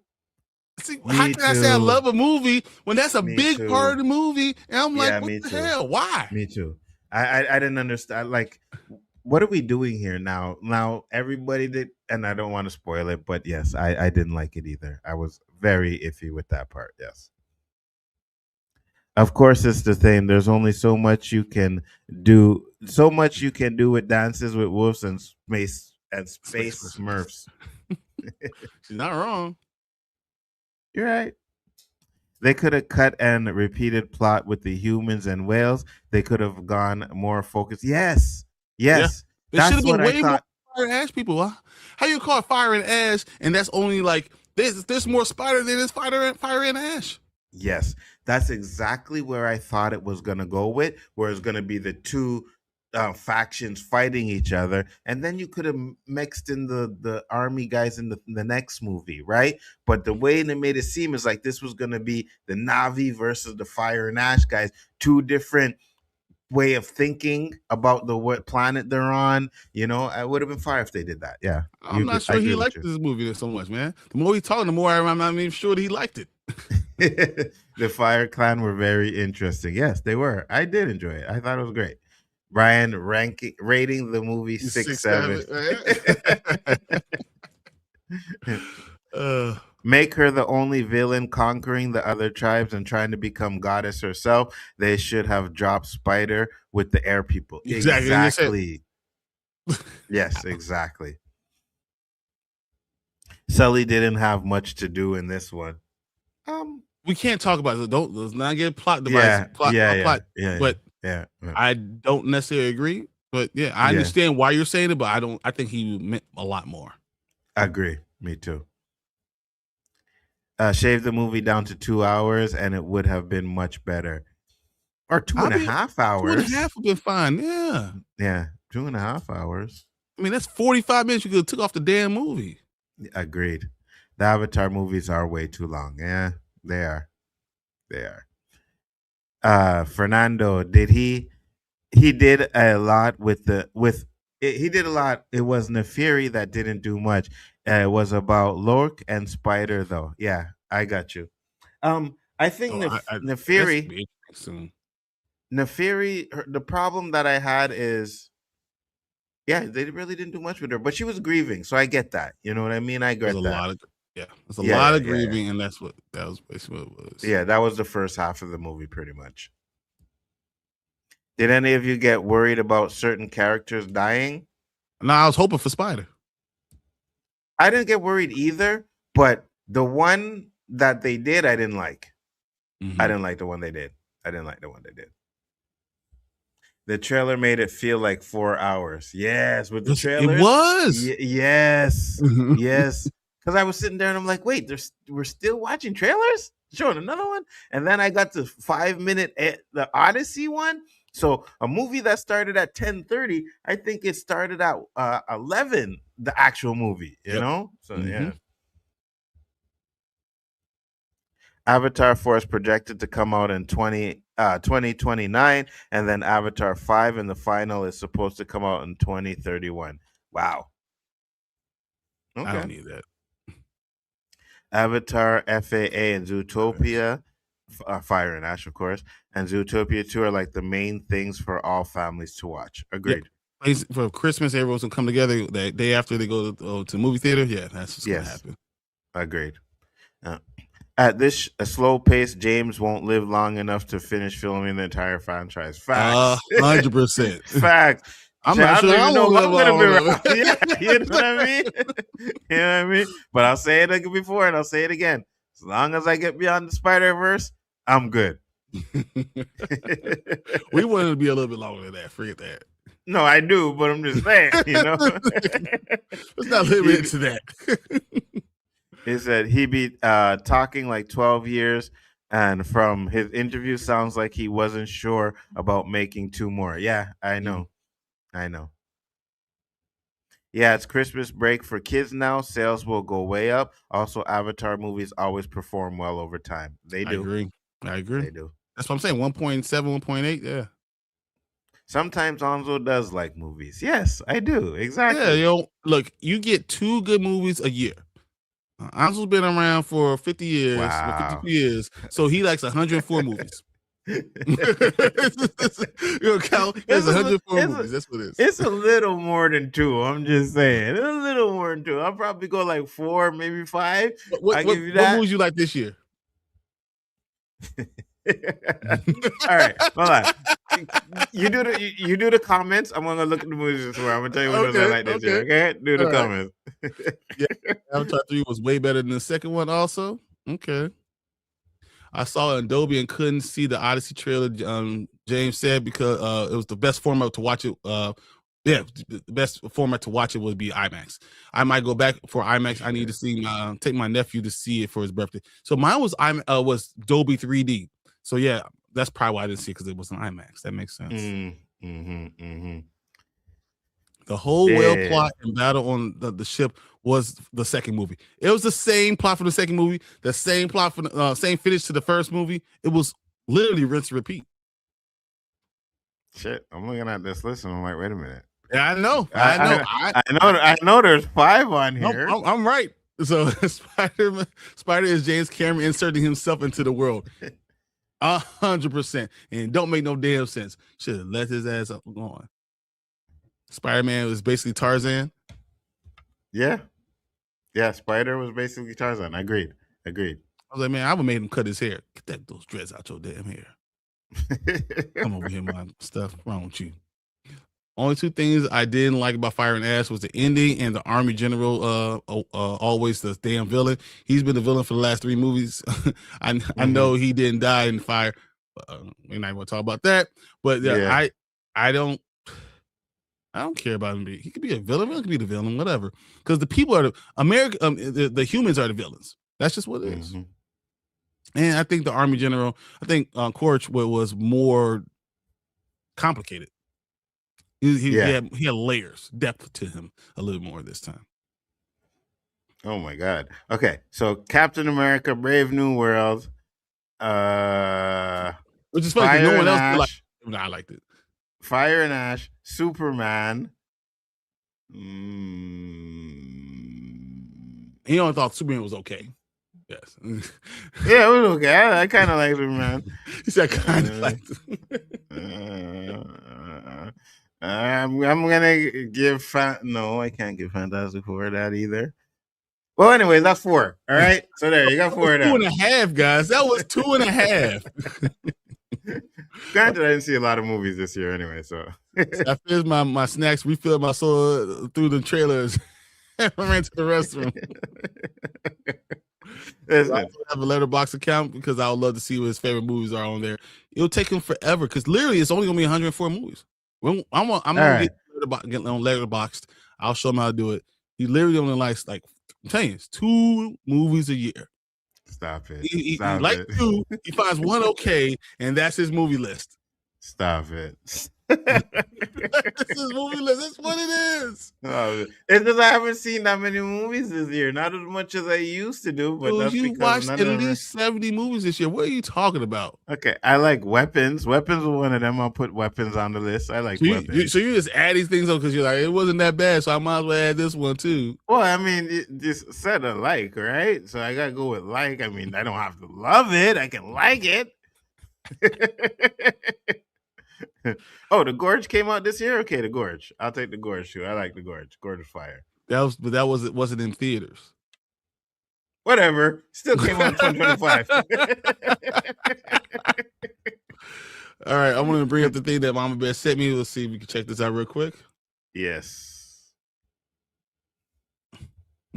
This one, because I don't think I added the sound. So let's do it with added sound. Damn light. All right, there we go. No, why isn't sound? You probably have to turn it on. Yeah. It won't turn on sound.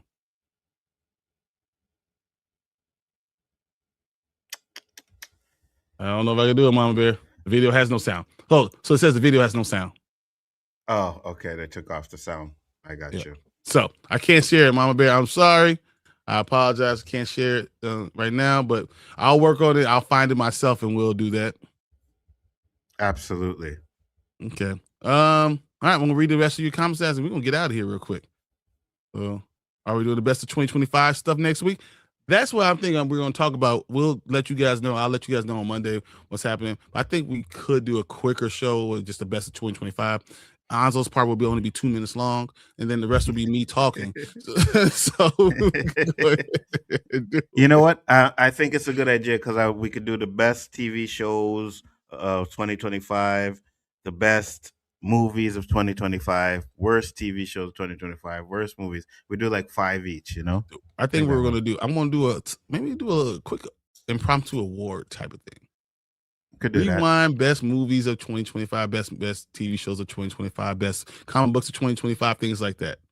Yeah, we could do that. We have things that we will do, and maybe I'll be able to put that together and send it to you guys, and you guys can vote on it, and we'll talk about the audience scores.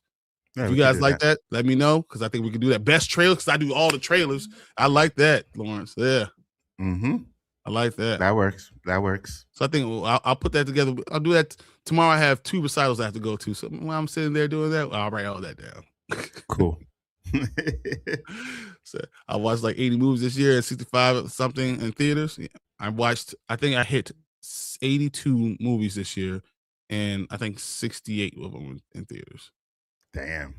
But remember, I have the A-list. Yeah. So The Gorge was fire. Mm-hmm. I love that one. Streaming movies count. Movies count. Okay. I've seen 131 movies, and 34 of them were new movies that I've either seen in theaters or in streaming. Good job. So it sounds for me. I don't know why it doesn't have sound for me. I'll find it though and make sure we have it. Mm-hmm. So we said best trailers. Oh yeah, Stranger Things Parts 2 comes out next week. 100%. Yeah. I can't wait. Christmas Day, I'm gonna be sitting and watching Stranger Things. It's crazy. Same here. So yeah, that sounds awesome. Cool. Sounds great. This is what we're doing then. So A-list getting miles. Exactly. If I'm paying for it, I'm going. Facts. The Rewind Panther Awards. And we'll be heading everyone Black Panther statue. I have a lot of them. I'll give them a statue for each one that gets it. I like it. We're doing it. I like it too. I should have sent time. So yeah. You're right. Exactly. All right, guys.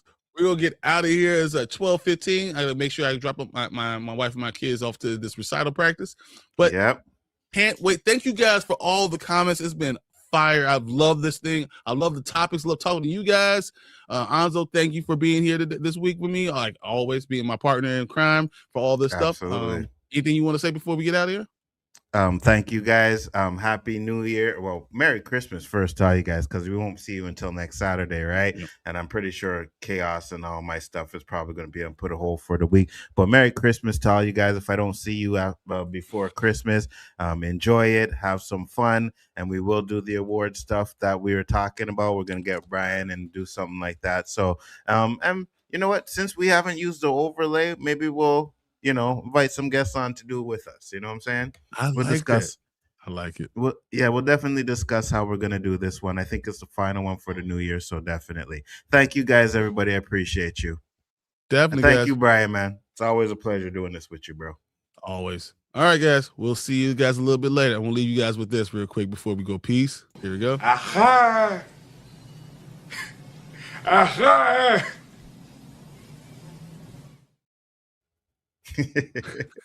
All right, guys. Peace. Peace.